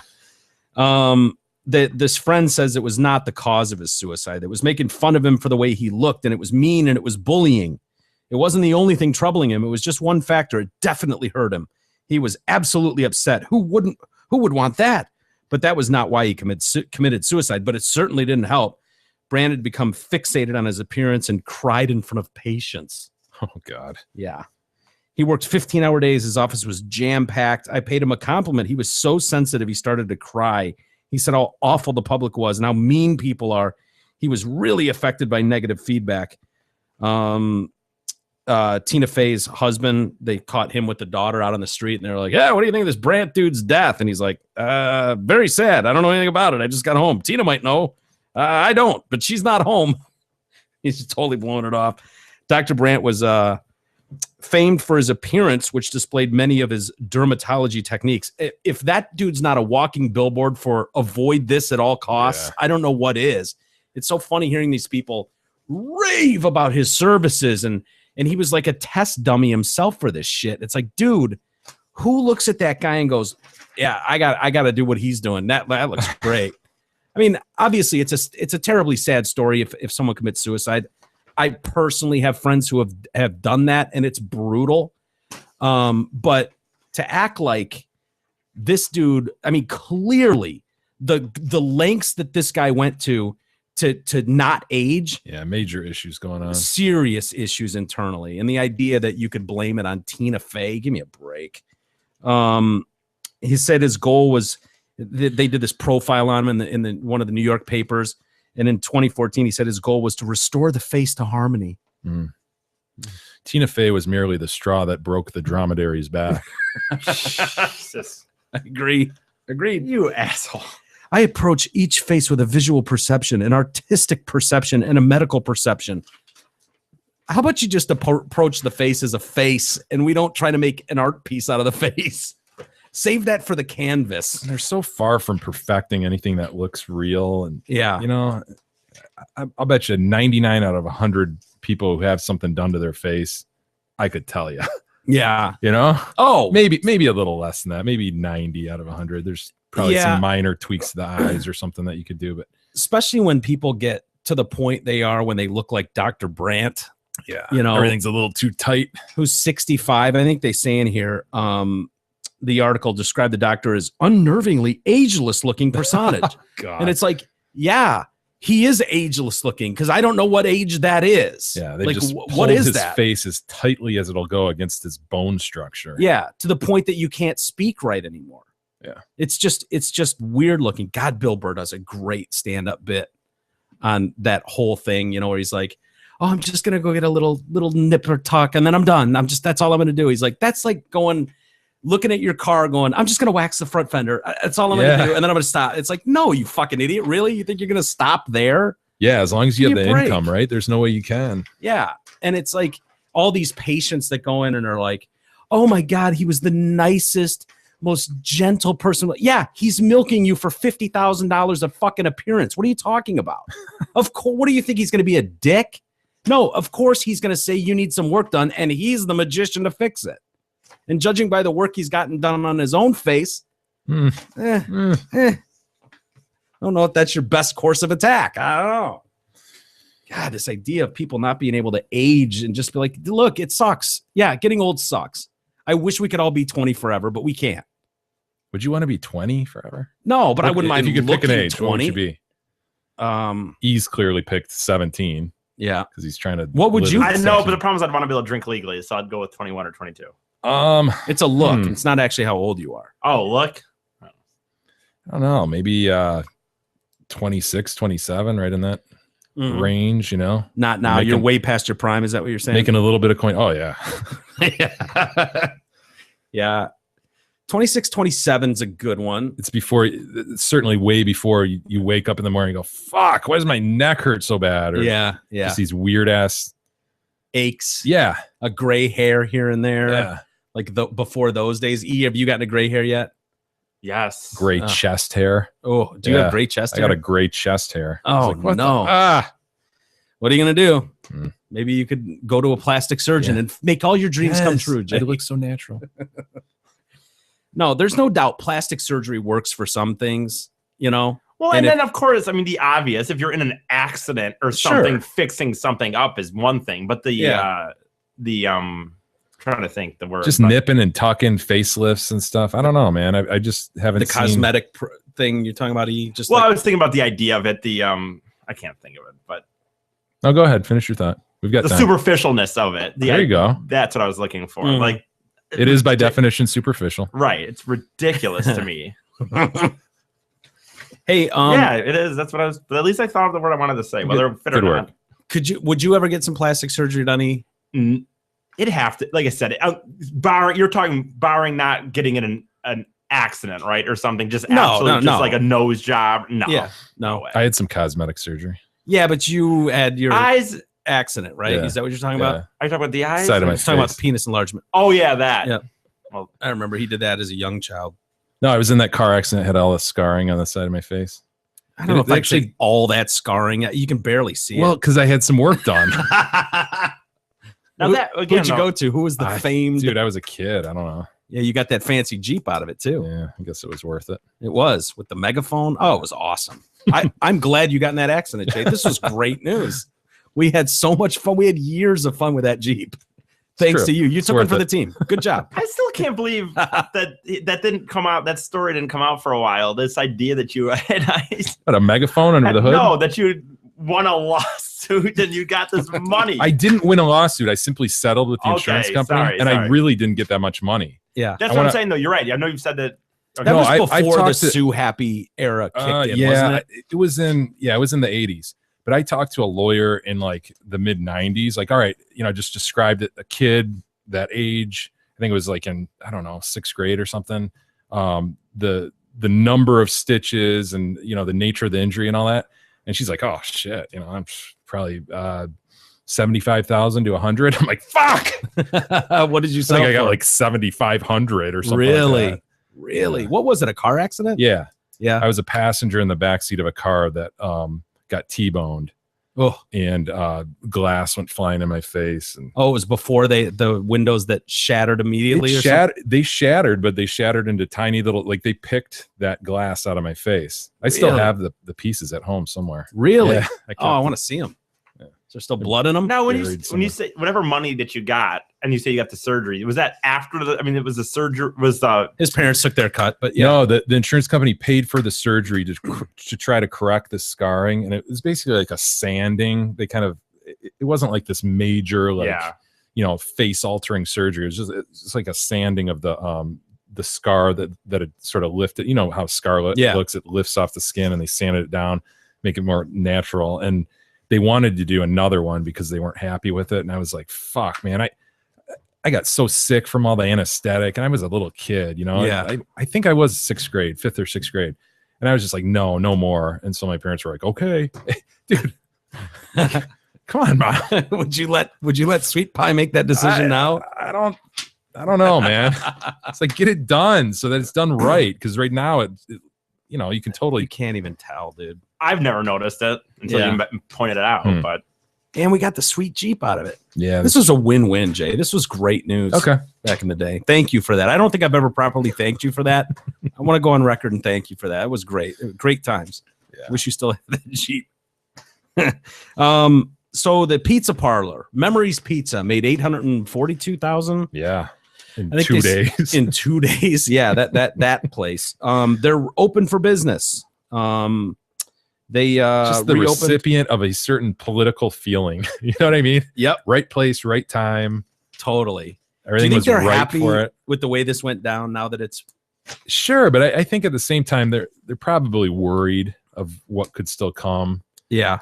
In terms of I mean, violence against them. if I were them, why open up again? You That's got what I'm the- thinking too, or man. open Lay it- low for a bit. Right. Yeah. Go on a vacation, do something, and even if you really have this desire to open this business again, couldn't you do it somewhere else? Or I don't know. Just why would you reopen this right now? Well, I'll tell you, they gave an interview Kevin O'Connor and his daughter Crystal, and they talked to the Daily Mail online, and they've been heartened by the support of 29,000 people who donated and many more who wrote to them. They revealed they're set to share their new fortune with The Lord. Well, yeah, it goes without saying. Oh, okay. Of course, they gotta give some to the Lord. Why wouldn't 10%, right, Jay? They're going with what they decided to go with was disabled children on the list. They're also going with a women's help group. It seems like, how did they sneak in there? Whatever. Okay. Firefighters, police trusts, Christian churches. You go E. And the Washington florist Baronelle Stutzman, who also got fucking shit for saying, I'm not doing flowers for a gay wedding. So they're hooking her up with some money. She was fined after declaring she wouldn't serve a gay wedding. Mr. O'Connor and his daughter were still adamant today, despite the fear that has engulfed them, that they would refuse to serve gay marriages with their pizzas. He added, if any child of mine came out as gay and entered into a gay marriage, I would still love them, but daddy wouldn't be going to the wedding. Daddy wouldn't be going to the wedding. I think that's a bit harsh. The O'Connors, who serve around 100 pizzas a week at a cost of $12.99. What? That doesn't seem like a lot to me. No, 100 pizzas a week at $12.99. So what are they making a week there? Christ. $1,299. So $13. We can round it up for $1,300 a week. Yeah, you got to imagine. They cost money to make those pizzas. There's the So you were product. kind of right on when you were ballparking it before. Was I? You know, like revenues of, would you say like 75,000 yeah, or something? Yeah. So they got 15 years of revenue in a day. Just call it a day, man. All for hate. Crazy world, man. Yeah. Crystal said she doesn't like the attention, the abuse and telephone calls and in online remarks has frightened her. For being attacked while walking along sidewalks. That's her concern. I didn't want to leave my apartment. I was so scared. People were looking at me, and all that brought my spirits down. Her dad said, I'm overwhelmed, and not just because of the money, but the positive feedback that we've been met with, but mostly the money. There are just a lot of good people out there. It seems like all we hear is about the bad ones. And when something like this happens, it seems like the bad ones are the first to come out and get after you. So he's taking sides. I don't hate these people. They're just angry. I'm not really sure what they're so angry about. So many things today are topsy-turvy. What used to be wrong is now right. What used to be right is now wrong. I don't hold anything against them. This all happened last Tuesday. Crystal was by herself, and I was by myself in a different spot. And he said his daughter telephoned him to discuss a reporter's request for an interview. And on the ramifications of this new law and whether she should agree to talk. Mr. O'Connor said he considered the situation after he recalled a verse from the Bible. And when Christ said, if you deny me before a man, I will deny you before the Father. He was like, all right, do the interview. He said, I felt it would be denying his and his daughter's Christian beliefs if they did not admit their opposition against gay marriage. After the interview, he saw his daughter's despair. She was feeling more and more helpless about it. And I was telling her it's going to be okay. It's not going to be that big of a deal. And then it just blew up. The ugliness arrived. A local teacher sent a message out on Twitter, which they quickly deleted, calling for Memories Pizza to be firebombed. Oh, my God. Come on, dude. Burn this bitch down. Burn this bitch down. Burn this bitch down. How? Burn this bitch down. Dude, how... This just goes to the toy thing too, but as a teacher, I don't know. A teacher, you're gonna tweet out firebomb Memories Pizza, and then you take it down, but who gives a fuck taking it down? We already know about it now, obviously, because it's out. You know about it. Lines have been blurred. This social media, I tell you. It's the good news is she's now the subject of a police investigation. Charges are being considered. Thinking about filing charges against her. She's been suspended from school. I've seen some of that stuff. What and does she think was going to happen? I don't know. When you hit send, when she put that and hit send, what did she think was going to freaking happen? It's probably an impulse thing with most people on Twitter. It's like you see something and you're outraged and you feel like your voice needs to be heard immediately. Everybody needs to know what I feel about this subject. My voice is just as important as everybody else's, so I need to let it be known how I feel. And I'm so open and welcome to everybody that I demand that we firebomb this place. They don't believe exactly what I believe. Firebomb them. You're right. It's just so absurd. It's so absurd. They don't have my exact views. Blow it up. Fuck. Yeah. Stop it. It's just so petty and stupid. Burn this bitch down. Burn this bitch down.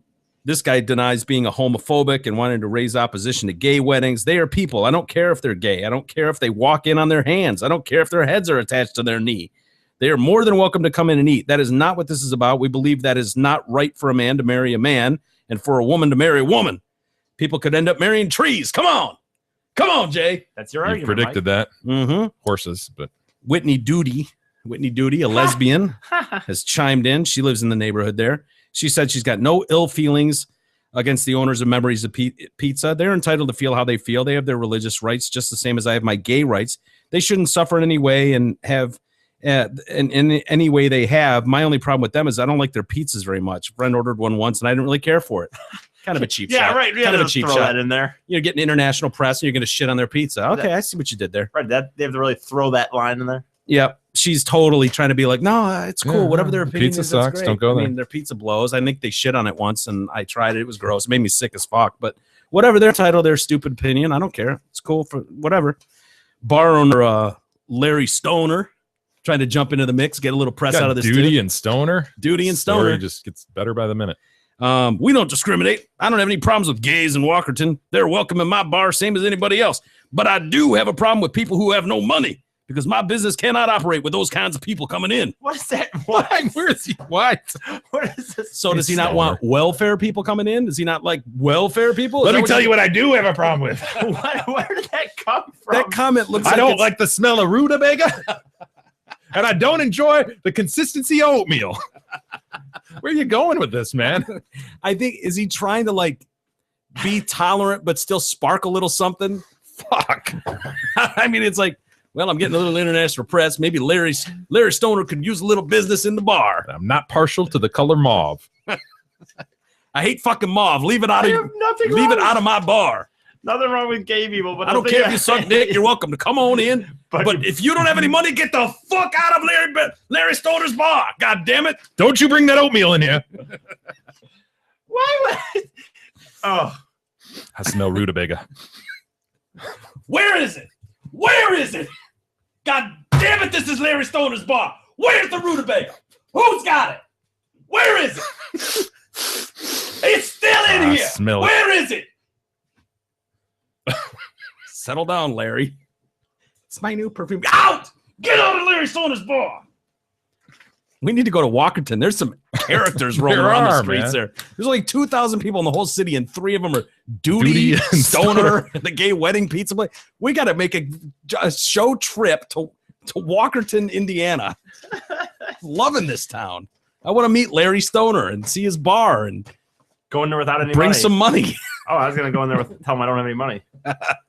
Crazy! I don't have my cash on me. Yeah, what are you gonna do? Ready? Don't do this story. Don't do this one. I'm gonna have to. God! I apologize. I apologize. We've all had headaches, righty? Yes. You look like you've got one now. I'm fine. You sure? Yes. Fine. Jay, headache this week? Well, we got a man who complained of headaches, found out they were caused by an infestation of maggots. Oh. Yeah, I know. He had inadvertently saved himself from a deadly infection. Oh, this is great news. Turns out this is actually great news. Vietnamese laborer. Oh my God. Oh, wait. For what? I'm sorry, I don't speak Japanese. Pham Quang Leng. Ooh, me sorry, me no speak Chinese. Had a metal plate inserted into his skull. Miss, would you submit to a wooing by a gentleman caller? What? What does that have to do with it? It's the wrong button. Whoa. I mean, wrong button. Miss, would you submit to a wooing by a gentleman caller? Talking to you, miss. The right button. That's a great drop, though. One more time. Yes. Miss, would you submit to a wooing by a gentleman caller? Mr. Burns is so great. He's the best. There is, in reality, honestly, there's no wrong Mr. Burns drop. You know, the silent star of Lulu. So, shall I pick you up at 8? Working hard or hardly working? Extra cheese? What do you take me for? Lorenzo di Medici? He's gonna Ahoy, hoy, Executive VP. I'm putting the final touches on my speech to the investors, and I need your generous guffaws. Oh, terribly sorry. Back to sleep, little girl. Every time some guy would answer the phone, I would fire that one at him. Play it again. Oh, terribly sorry. Back to sleep, little girl. Guys didn't like being hit with that one. Oh my God, they're all. Oh, is my face red? That's what would come when they'd say, "I'm not a girl." I had what? What? That was played constantly. I had what? And that was usually to buy you time to find the real drop you were looking for. I had what? What? Oh, wouldn't you like to know? Who is this? Who's calling me? Oh, wouldn't you like to know? That was a favorite too. I suspect you need more practice working your telephone machine. Yep. God, how did you even back then really even was it on that machine or was it on? That's the machine we used. Wow. Yeah. We would handwrite them out.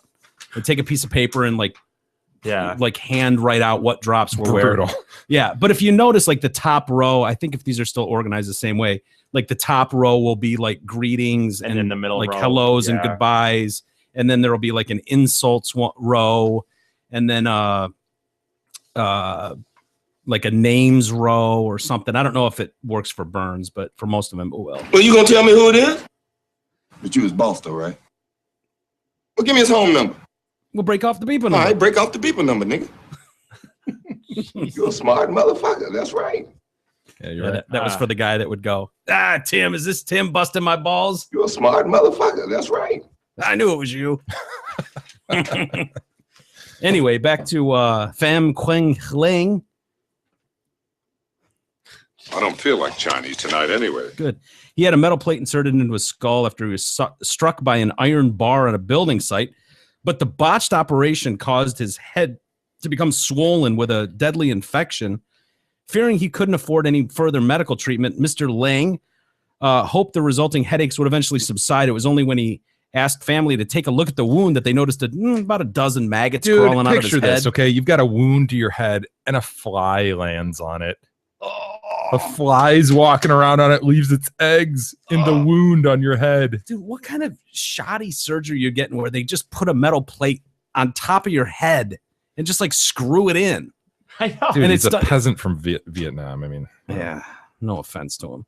It was only when they asked, when they looked at it, they saw all these maggots crawling around under the skin, and they took him to the Hanoi's Viet Duc Hospital. Nothing grosser than a maggot. God, in my opinion. They stink. They're gross. Just remember Bun Bun, my bunny rabbit. Yeah, dude, that's the thing that freaked me out a lot. About first off, he'd spooge on you, but secondly, when you had to clean his litter box, he had a litter box in his cage. Yeah, dude, you'd grab that thing, and half the time there'd be maggots crawling around in his poop. Oh, really? Fuck, what? dude. How long were you going between changings? A little too long.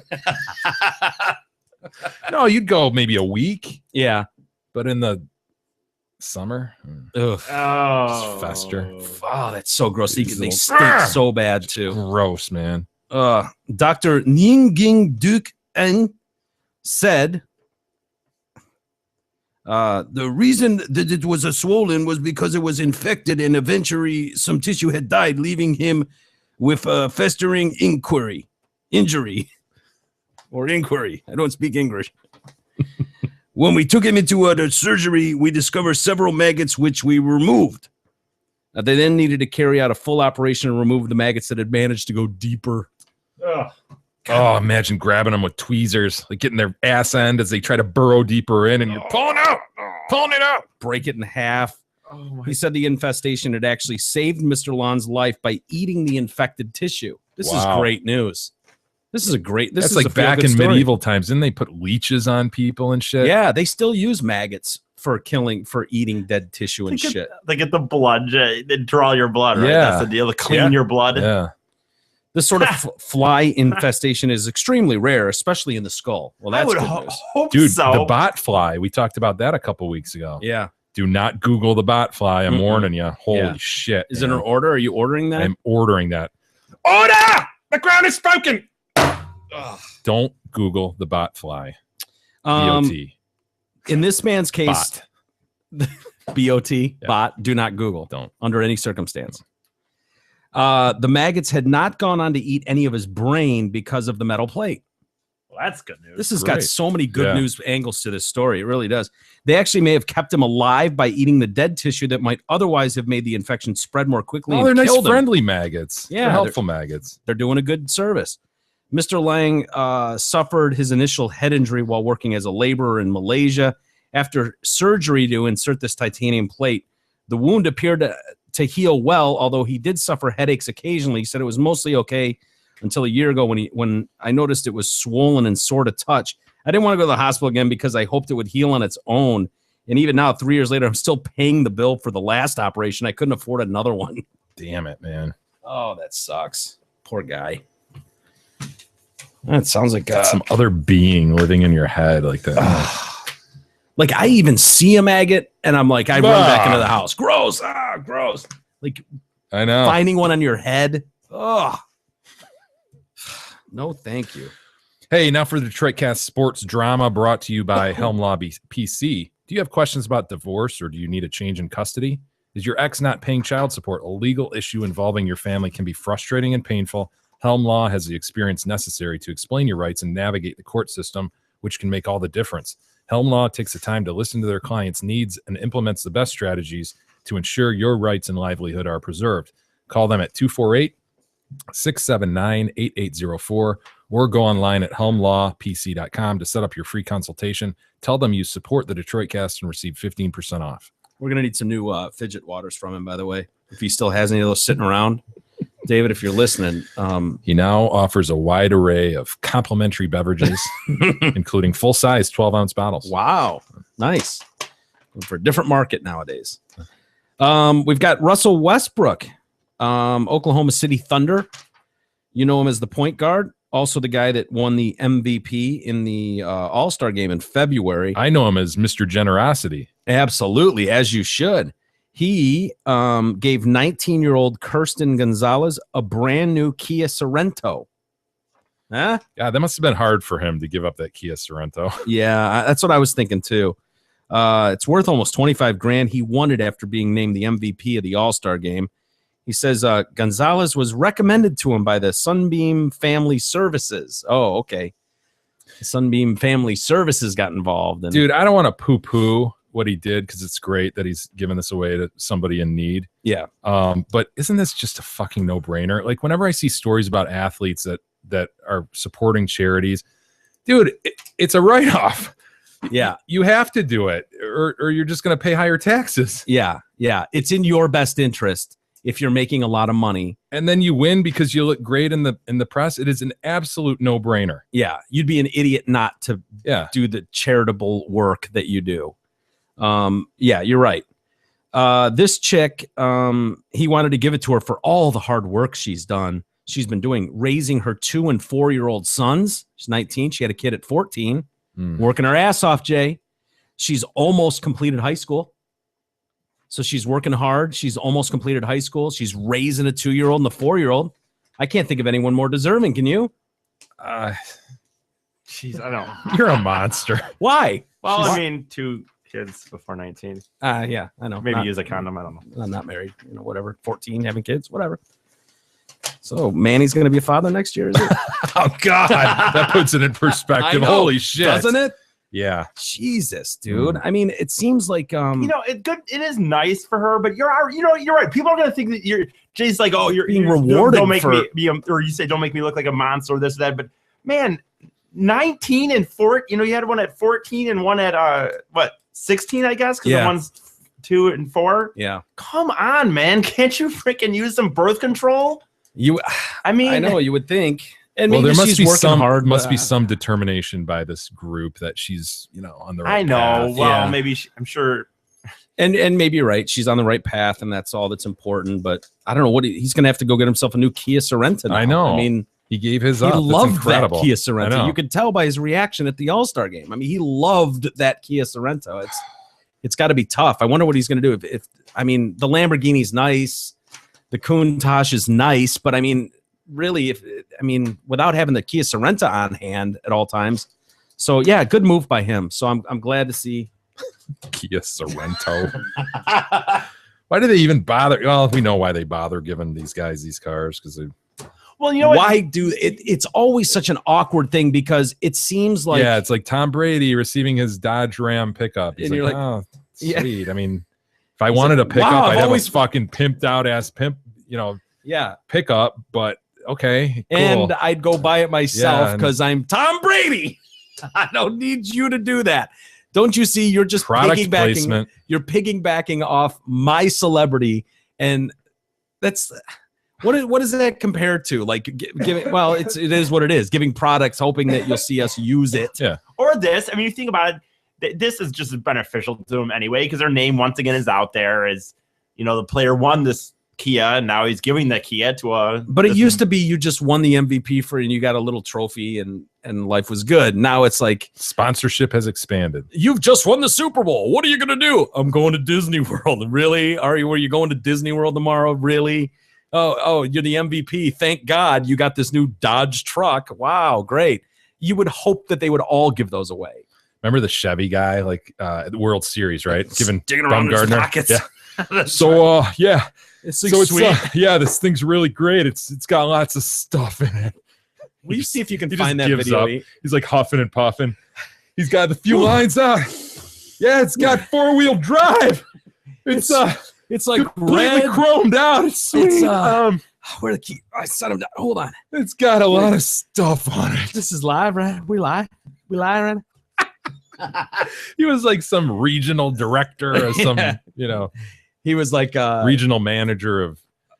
He whatever won it a was. contest, didn't he? Like he won. Had to he have. sold the most regionally, Yeah. so he got to be the guy to present this. Do you think they regret how Oh, soon into fuck. that interview? Well, it totally went viral, and then they did a spot on it like the next day. It's they did a print ad. It's got all this stuff or something. They used really? they used his phrasing. Oh, okay. Well, that's kind of cool. It's filled with stuff. That's kind of cool. Yeah. I mean, if you're gonna Dude, just bit eat it like that, why not? It's probably if we were to win. Could you imagine if we actually won a podcast award and there's an E? Yeah, he'd do something like that. Yeah, this podcast is like fun and stuff, and God, it's fucking badass. I can't believe it. Fuck you, Lakeland High School seniors from 2003, exactly. 2003. Start naming names. I'm thinking. I was trying to say I should. I probably won't say any names now. But San Dimas High football rules. Yeah, you got him there. There he is, man. Rick Wild. Rick with double K. Here he is. oh, here, just one. Yeah. Oh, it should be. Well, we can see it. Yeah, Rick's now talking. The volume's off. It's muted. Come on, E. Along with our dealers, we are also extremely honored to give back to this sport by supporting baseball in cities and towns across this nation. Bumgarner's like, yeah. At Chevrolet, we have also been proud of the latest and greatest technology in our truck lineup, which is the all-new 2015 Chevy Colorado. It combines class-winning, leading, technology and stuff with Wi-Fi powered by OnStar. Is it there on the screen? Gotta get that plug To in. recognize your performance in this 2014 World Series, I proudly present to you very own set of keys to a brand new 2015 Chevy Colorado. Congratulations. Congratulations. I did it. You know it's bad when Technology and stuff. Thanks, man. it's bad when Bud Selig is also looking. You know what I mean? Like Bud Yeah, he's Selig's looking even, at him like, sideways like, He doesn't know how to spell Rick either. yeah. All right, KK. Or Wild. Or Wild. WILDE. Yeah. Rick Wilde. It's got all this great stuff on it, man. It's got a power down star. I want to His say heart that. was beating a million Oh miles a my minute. God. What if he had died? Like, He looks It's like close, he could man. have, didn't he? what if Pretty he had thick. a heart attack Poor son of a bitch. and died right there? Like, It's filled with all kinds of great stuff. Technology and Poor stuff. bastard. Aaron Hernandez, mentioned him earlier. Obviously, the ex-Patriots tight end. Mm-hmm. His trial is wrapping up, and they made a claim now, the defense, at the very end of the trial in closing. They said that he saw his PCP taking friends kill Odin Lloyd, but he didn't commit the murder himself. That's what that's his new argument. in closing arguments, they decide to just drop this bombshell that, yeah, he was there and saw it and shit, but what are you gonna do? How that jibes with his opening.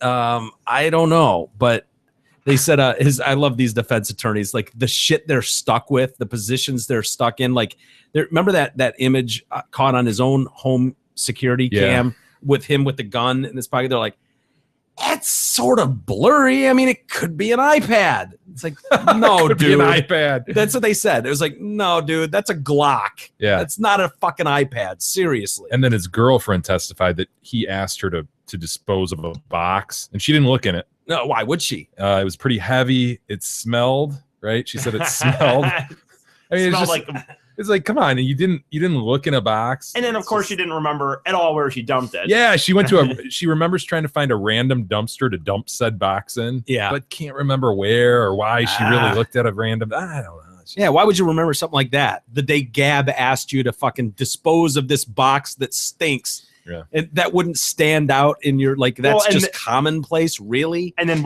it's the next day that you're either that day or whatever. But I mean, it was his. It was within 2 days, a day. Well, and it's his. Her sister. So the girlfriend's sister was the girlfriend. I'm sorry, Hernandez's girlfriend, fiance now. Okay, her sister was the girlfriend of the Odin victim. Lloyd. Yeah, right. So her sister's distraught over the death of her boyfriend. And she's doing all this shit to cover. She's getting rid of evidence. Did he make all the right decisions? No. I think members of the jury, we can agree he did not. He was a 23-year-old kid who witnessed a shocking killing committed by somebody he knew. He really didn't know what to do, so he just put one foot in front of the other. I mean, you gotta say something. See, this is thank God he didn't tell Jay that he was committing this murder, because like if I told him that, he would put one foot in front of the other and just like, all right, this is where we're going until now. the show started going down, then I'd take you down with me in some. Thanks for that. But until then, I'd got your back, bro. Prosecutors say the former tight end and two friends, Ernest Wallace and Carlos Ortiz, picked up Lloyd at his home before dawn, June 17th, 2013. Sound familiar? Wasn't that the night of the Bronco chase? June 17th? No shit. I think so. I think that was June 17th. That was 95. G's birthday. 94 or 95? 95. 95. 94? 94. I was thinking 94, but then you said 95. 94, the summer of 94. Yeah. And drove him to this industrial park near Hernandez's home, where they shot him to death. Surveillance video at Hernandez's home minutes after the shooting showed him holding a black item, appeared to be a gun. A joint found near Lloyd's body had Hernandez's and Lloyd's DNA on it. Cell phone records show him communicate. I mean, all of this evidence is just damning. Sometimes things are as they seem to be. Yes. And this is one of those cases. The defense said the prosecution's case failed to prove Hernandez pulled the trigger. It failed. They've never presented a motive. Obviously, they were friends. They were future brothers-in-law. Investigators said Lloyd was shot multiple times with a Glock 45, which they've never found. They've never found it. Sultan, his lawyer, said that after 9 weeks of testimony, prosecutors still haven't proved to you who killed Odin Lloyd. Sultan also attacked the investigation, saying the shell casing removed from the rental car returned by Hernandez had been contaminated with his client's DNA from a piece of chewing gum stuck to it. Just so happens it got a piece of his DNA. The whole contamination issue. Yeah, okay. Yeah, exactly. The investigation done in this shack. We remember that. With OJ. The investigation done in this case was incomplete, biased, and inept. Jay, it was inept. It's a rush to judgment. That was not fair to Odin Lloyd. I mean, we are worried about Odin Lloyd right now. This has not been fair to Odin Lloyd. He deserves better. I mean, if he's going to be gunned down by a couple people while my client is standing right there and doesn't say a word, he deserves better, and the prosecution has not done their due diligence. Unbelievable. It was not fair to Aaron Hernandez either, Jay. And it's not fair to you, ladies and gentlemen of the jury. This has not been fair to you. I feel for all of you, ladies and gentlemen of the jury. Oh, boy. Look at he's just grasping at straws at this point. Just like, any of this sticking? Do we have doubt in anybody's mind at this point? Just need one of you. All that effort, and this is all they could come up with. What does that tell you, ladies and gentlemen? I rest my case. This is all they could come up with. This is all they could come up with. I mean, they've got him with a gun in his hand. They've got his DNA all over this. Video evidence. Video evidence. This is the best they can do. You deserve better, ladies and gentlemen of the jury. I rest my case. You deserve better. I love that tactic. Christ. Ugh. And then, did you see college basketball coach, a bar owner, and a businessman walk into a bar? Doesn't that sound like the start of a joke? Yeah. A college basketball coach, a bar owner, and a businessman. And a rabbi. And a rabbi. Yeah, of course. You got to throw the rabbi in there. They were among 7 killed in a private plane crash returning from the NCAA championship game. Illinois State coach Tory Ward, meat processing business owner Scott Bittner, and bar owner Terry Strallo have been confirmed as among the dead when the Cessna 414 crashed near Bloomington, Illinois. They were at the Duke, Wisconsin game, and Ward had made a last tweet. He tweeted out, because that's what you do. He took a picture of the Cessna, like, this is my ride for the game. Ugh. Yeah. Bittner was married with a 10-year-old son, 12-year-old daughter. ISU's deputy director of athletics for external affairs, Aaron Leach, was also killed in the crash. All 7 occupants pronounced dead by the coroner there. Wow, what a terrible story. Those little airplanes freak me out. Do they? Yeah, a little bit. You're still flying them, right? I mean, it was a jet. It's not like It's it was a Cessna. Oh, is that what I said? I think so. I thought a Cessna a propeller prop. I think you're right. Ooh, I wouldn't get on a prop one. I don't think I do. I have. I don't think I have, but they're freaky. Yeah, they are. Too many of those. You hear plane crash. Those are the planes that crash. Yeah, they are. You're right. Well, not always. Remember that jet that went down 2 weeks ago? Yeah, but in the Alps. The big ones. Yeah, there's the big ones. But it's more often than not, it's these small planes. Yeah, absolutely. I mean, Christ. Even Han Solo, one of the Solo. greatest pilots in the galaxy. Yeah. Yeah. Take him out of the Falcon and look what happens. Hey, so whether you're facing a divorce, child custody, or other family law issues, it is essential that you seek representation from an experienced family law attorney who's prepared to advocate for your best interests. Helm Law can help. Call them at 248-679-8804 or go online at helmlawpc.com to set up your free consultation. Tell them you support the Detroit Cast, and again, receive 15% off. Should we wrap it there? Should we do some email? We got a couple email. Yeah, a couple quick ones. I might have an Ask E tomorrow. Oh, interesting. Yeah, remind me, and I'll try and remember to do it. Elise writes in, the lawyer, the cult leader, and the tosser. I'll take lawyer. I'll take cult leader. Yeah. Leaves you with tosser, you fuckface. I've taken your deposition technique of sneaking Stan Berta into the conversation into my interviewing practice. Love it. I do too. When interviewing a potential job applicant and I sense they have lied on the resume, I asked if they've worked with Stan Berta at their last job. If they say, yes, of course, I did, he's great, then I know they are full of crap and opt out. It's a very effective lie detector. Again, thanks for all you guys do. You make me smile every day, at least. I wonder what kind of job this is. Did they get people that you would get somebody on a Stan Berta? That's funny though. No, people just want to bullshit. Oh yeah, I think I know. Yeah, but how did you get somebody that? Oh, Stan, I've known him for years. Yeah. Great guy. Yeah. I could never imagine just saying yes to that and not. Yeah, if you hear Stan Berta anywhere in your daily comings and goings, just run. There's nothing good that can come from a relationship with Stan Berta. It's just, I feel bad for actual Stan Bertas in the world now. Well, not just Stan Berta. I'm serious. If I was in an interview and someone, if you met, Dwayne Joe or whatever, you ever work with Dwayne? Who would be named Dwayne Joe? Joe is the last name? I've never heard of anybody named Joe. Last name Joe? Dwayne? Especially Dwayne? I don't How know. you doing, Dwayne? That's Dwayne Joe, motherfucker. I don't know. My God, Dwayne Joe? I've never... You just make up like a sound there? What'd you do? My point is, I would never be at an interview. I can never imagine being at an interview and just lying and just saying, yeah, I remember working with him. Dwayne Joe. Dwayne Joe. Oh, E. You're awesome. Amy writes in, hello, winky face. We got a winky face. The winky face. In the spirit of opening day and hearkening back to the discussion about catching a foul ball at a game, I thought it apropos to write in with a foul ball experience I had at Copa. I was on the energy squad for the Tigers for a few seasons. Are you familiar with the energy squad? Are they the ones that jump on the dugout? Yeah. Yes. Okay. The energy squad, it's the girls who go around and do the in-game promotions, dance on the dugout, follow pause around, etc. Love them. This by far is the strangest foul ball scenario I've encountered. It was a Sunday in July a few seasons ago, hotter than hell, and the Tigers were playing the Angels. Come on, Amy. Let's, as the crow flies here. Can we get to the Move point? it along, yeah. Can we get to the point? Who gets smashed in the face with the ball? Come on. Verlander v. Weaver. It's the 5th inning or so. But here's the point. Verlander has a no-hitter going. I'm standing on the concourse getting ready to do a promotion, and a ball comes off of an Angels player's bat, bounces off the middle of the guy sitting right in front of me where I was standing, and up into the club seats where some business guy was sitting. No doubt with some business partners enjoying the shade and waiting service, but I digress. The guy whose mitt it bounced off of turned to me instantly and told me to tell the guy who got the ball that he'll give him $50 right then and there for the ball. What? Dude, you can buy used balls, man. You can buy a real foul ball. Listen to this. The guy who got the ball said no, because this was a no-hitter ball. It was going to be worth so much more when the game was over. It's the 5th inning. So the guy pulls out 2 50s and says, $100 right now for the ball. I presented the offer, and it was turned down again. I'll be damned if the next batter didn't get a hit off Verlander, thus ending the no-no and diminishing any value that idiot thought the ball was worth.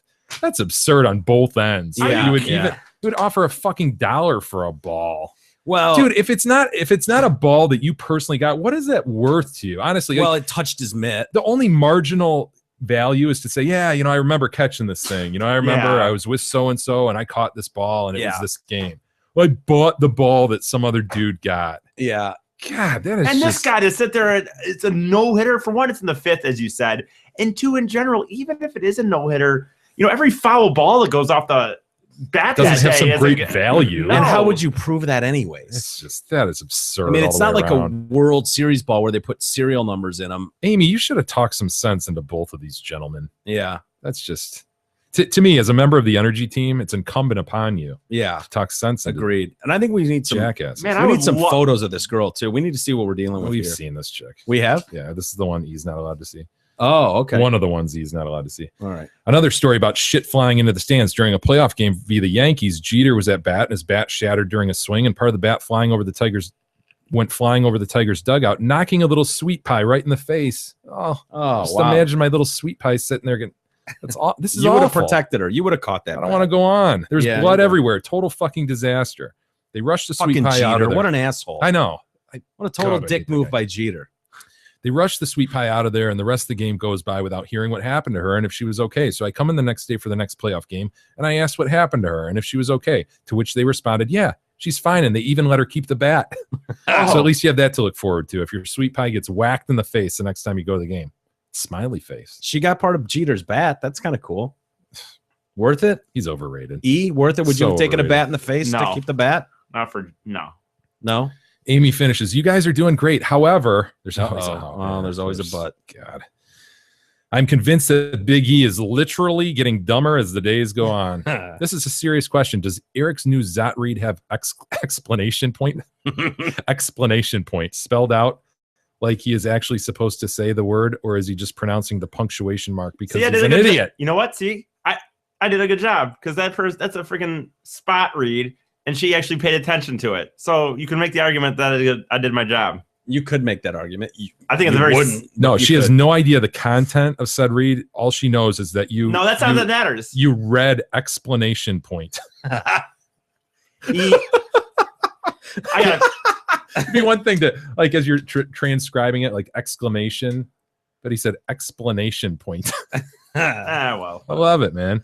His statements are becoming more and more difficult to decipher and understand. I literally chuckle out loud every time Jay says, "No, finish your thought." I've started using this statement often, by the way. It is very useful in every day. It's very, very combative. Yeah. It's a no, go ahead, finish your thought. It's really highlights you and puts you on the spot in that moment. It's very passive aggressive. It's extremely passive aggressive. That's the term I was looking for.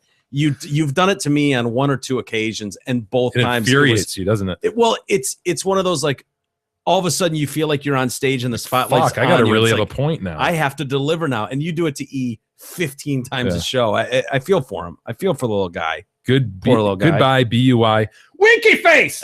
We got two winky face. faces in one. I love it. E, didn't you have a story of another botched read you did? Did you tell that on the air when you were at the? Oh, it wasn't really a read. I couldn't. Unfortunately, there was no way of going back to get this. I wish I would have recorded this.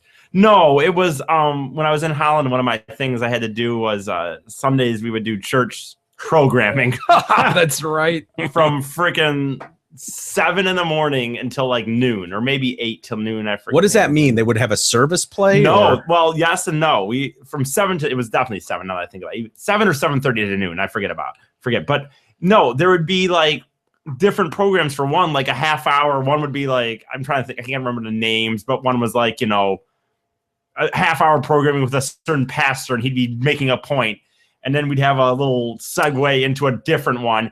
And then there were two church services, one at 9 to 10 and one at 11 to 12. Right. And it was the way they do these usually, and correct me if I'm wrong, Yeah. I don't know how they did it in Holland, but usually they'll send you these programs, and they could be on a disc or however they do it now, but they'll just give you like a sheet of paper with the breaks on it. Like, oh, the first break is 30 minutes long. And then at that, so you'd hit track 1 and you could literally take a nap for 30 minutes. Which is, what I would usually is I wouldn't take naps, but I'd start watching. And then there'll be a signal that says, okay, it's coming to a break. And then in that break, you're supposed to fire your commercials and then it times out so that you hit track 2 coming out of the commercial break. Everything but was it's not live programming. It's just everything was meant to hit these church services. I will say, like 9 and 11 o'clock church services were live, so you did have to hit those. But there was like a few minutes leeway you could kind of work with, but not much really. Yeah. But anyway, so the point is, the first day I'm doing it, you have to, for the one church, you have to read this whole intro. It's like, this is the second Sunday of Advent, and the pastor or blah blah blah, and there was these names, and man, Ecclesiastes, stuff like that. But it was like, even I wish I could remember the exact. You know what? I could pull up someday. I wish I would. If I would have thought about this earlier, I can't pull up my mistake, but I could pull up an example of exactly what I would have had to read. Yeah. Anyway, I just brutally killed it. Like you butchered their read. Just butchered it. But it's not like a read. That's the thing to me. Like, I mean, it's not like a spot. So the intro for the church service had a read for it, and they gave it to Big E to do. Yeah. Because you're the guy pushing the buttons, and you murdered their fucking read. Their intro read. Butchered names. I butchered what their positions were. In his Specs voice. Yes, Pastor Smith. Pastor Dwayne Joe. And it was really bad. And to the point that when I came in the next week, I got talked to by my boss, and he's like, "Oh, we ended up having to give that money back for the week," which I kind of, I still thought it cost them money. Imagine the pastor going to this guy going, "No, we're not paying for that one. That is ridiculous." Which, you know what, man? It's like the church service still got on time. Nothing didn't get run on time. Like there's literally probably 3 people listening, right? Yeah. Oh yeah.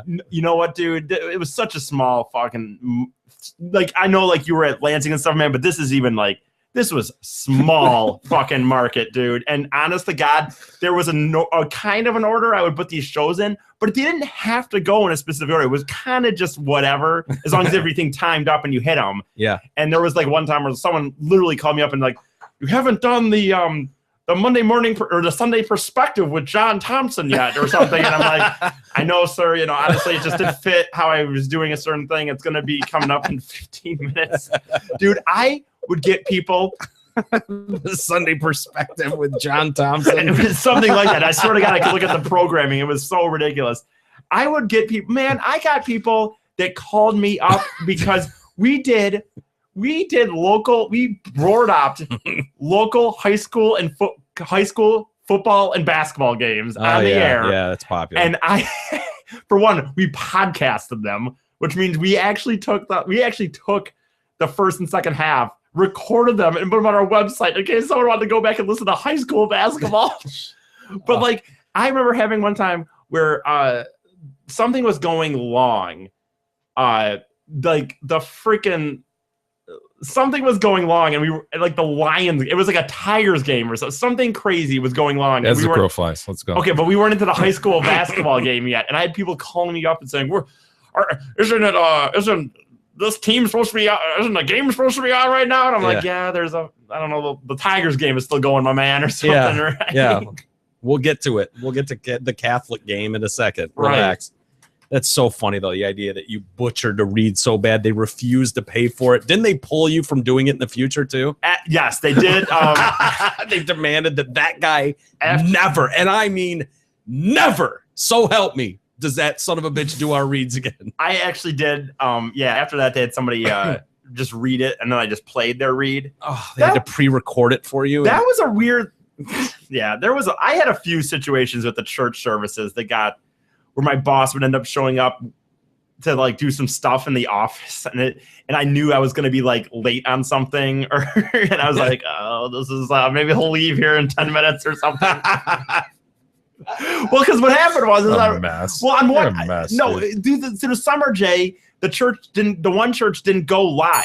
Okay, anyway, we can get out of here. I don't care. You're right. It was just for the J. It was just for the J. No, but it's like the one church didn't go live, so you had to record it.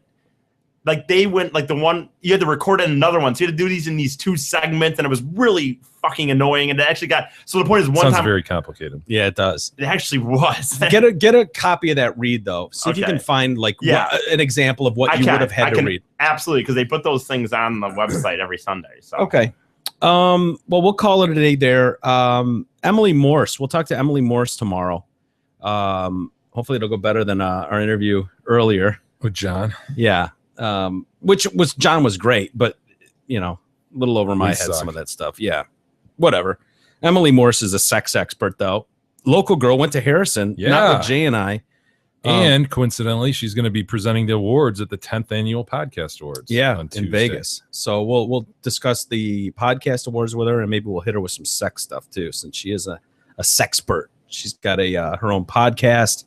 She's on Love Lines with Dr. Drew. A lot of the time, she does all types of stuff. So we'll get into that tomorrow. But have a great day, everybody. Continue to share the show and like it and all that kind of stuff. We really appreciate that. We'll see you guys tomorrow with an all-new edition of The Detroit Cast.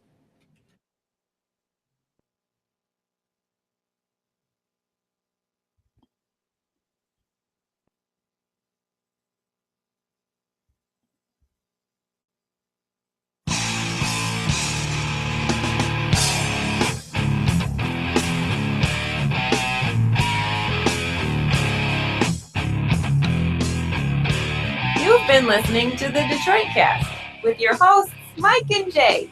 From all of us at Radio for One Studios, thank you for listening. And as always, thank you, Detroit. Listen to God, watch you grow. You know now what remains shallow.